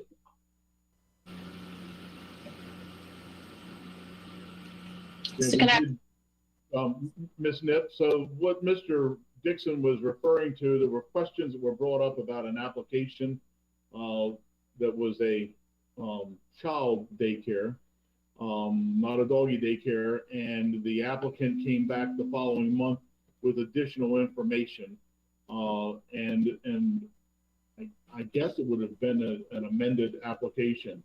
So if that would be acceptable to you, I think that's probably our, from a legal standpoint, our best option at this point. Can you hear me? Yes, I can hear you. Okay, so the only way that it will get approved is if Ms. Boss signs the variance approval for it. So without that. No, she doesn't need to sign a variance. The variance is granted by this board. But because it's not in the application that the variance is needed to Ms. Boss's property, the application needs to be amended. Okay, but if I do all of that, is there still a possibility that, because she's not going to agree to it, obviously she has her attorney right here, so does that mean that it's not going to get approved then? Ms. Nip, that would be up to the board. I can't speculate on what the other board members will say, and we don't deal in hypotheticals. That's kind of a hypothetical question. So, yeah, I can't give you an answer on that. Okay. Mr. Bale, my apologies for interrupting. I just want to be clear that if what Mr. Bowersox has, based on what Mr. Bowersox has presented, we can't approve this anyway because the application doesn't appropriately address all of the required setbacks. So even if we continue this hearing today and deliberate, I kind of feel like we're in the same situation we were with the case this morning, that we can't approve this based on the way the application has been submitted, if we were so inclined to do that.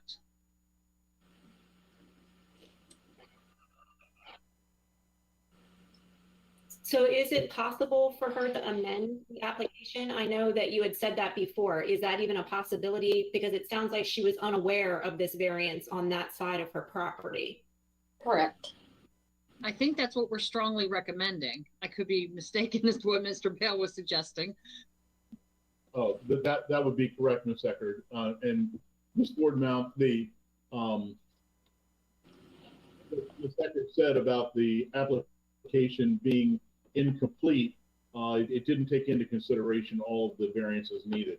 So that would be that would be probably the most prudent thing to do at this point. Okay. Okay, Ms. Nip, any final comments here? I guess we're gonna get ready to make a motion. Ms. Nip, before you get started, what Mr. Dixon said is if the application was denied, then there would be a waiting period.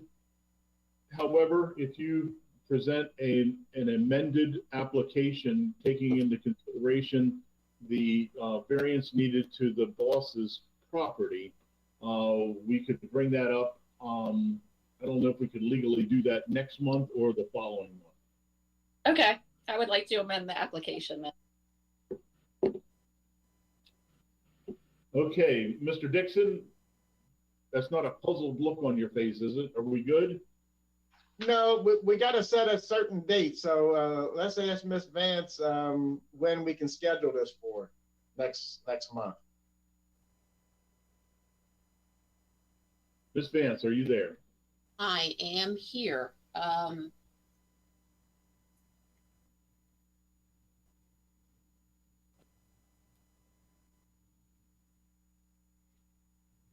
We could continue this on July 1st. You'd have 29th. 29th. Pardon? Mr. Bowers on July 1. Going to be out of state. Just the 29th and 30th are going to be all day already.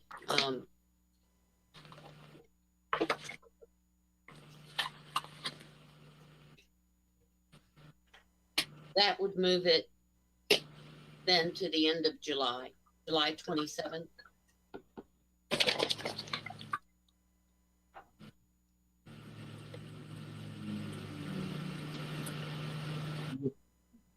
You don't think that we could put that in 3 o'clock, 2:30 or 3 o'clock on the end of June?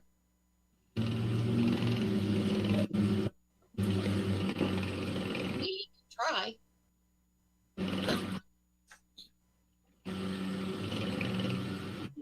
Has the agenda been 30 or 3 o'clock when? The 29th of June? Which date of June? 29th. 29th. Joe, do you know if any of my other cases are set the 29th and the 28th, as you say? I haven't believe gotten notice. I believe you have cases on both the 29th and the 30th. You have Michael Johnson, correct? Yes. And then aren't you involved in the Jeffrey Kreis case? Yes. Okay, so you're already both those days. What times are they scheduled?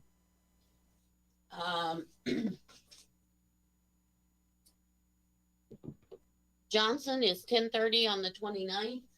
Okay. Kreis is 11 on the 30th. All right. And you were talking about what date, Mr. Bale? Afternoon 3? Either one of those dates. 29th would probably be the best. Okay.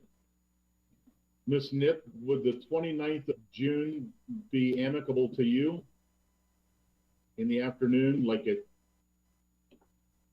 we could probably say 2:30. We could hope for 2:30 and it might be 3 or 3:30. Okay, so June 29th at 2:30. I will make that work. Is that good for you, Mr. Bowersox? It's good right now. Okay. Okay. Etch it in stone then. Okay, do we have a motion to go ahead and table this case until June 29th at 2:30? Mr. Bale? Go ahead. Yeah. Go, Lisa. So moved. Okay, do we have a second? Second. Okay, any discussion on the motion? Seeing none, I'm cutting you guys off. All those in favor, raise your hand and say aye. Aye. Very good. Thank you. Motion carries. Thank you for your indulgence today. And will we be live hearings, Ms. Vance, next month? Yes, will be. Okay. So we will meet in room 003. Okay. Very good. Thank you, everyone. Your hearing is adjourned. Thank you.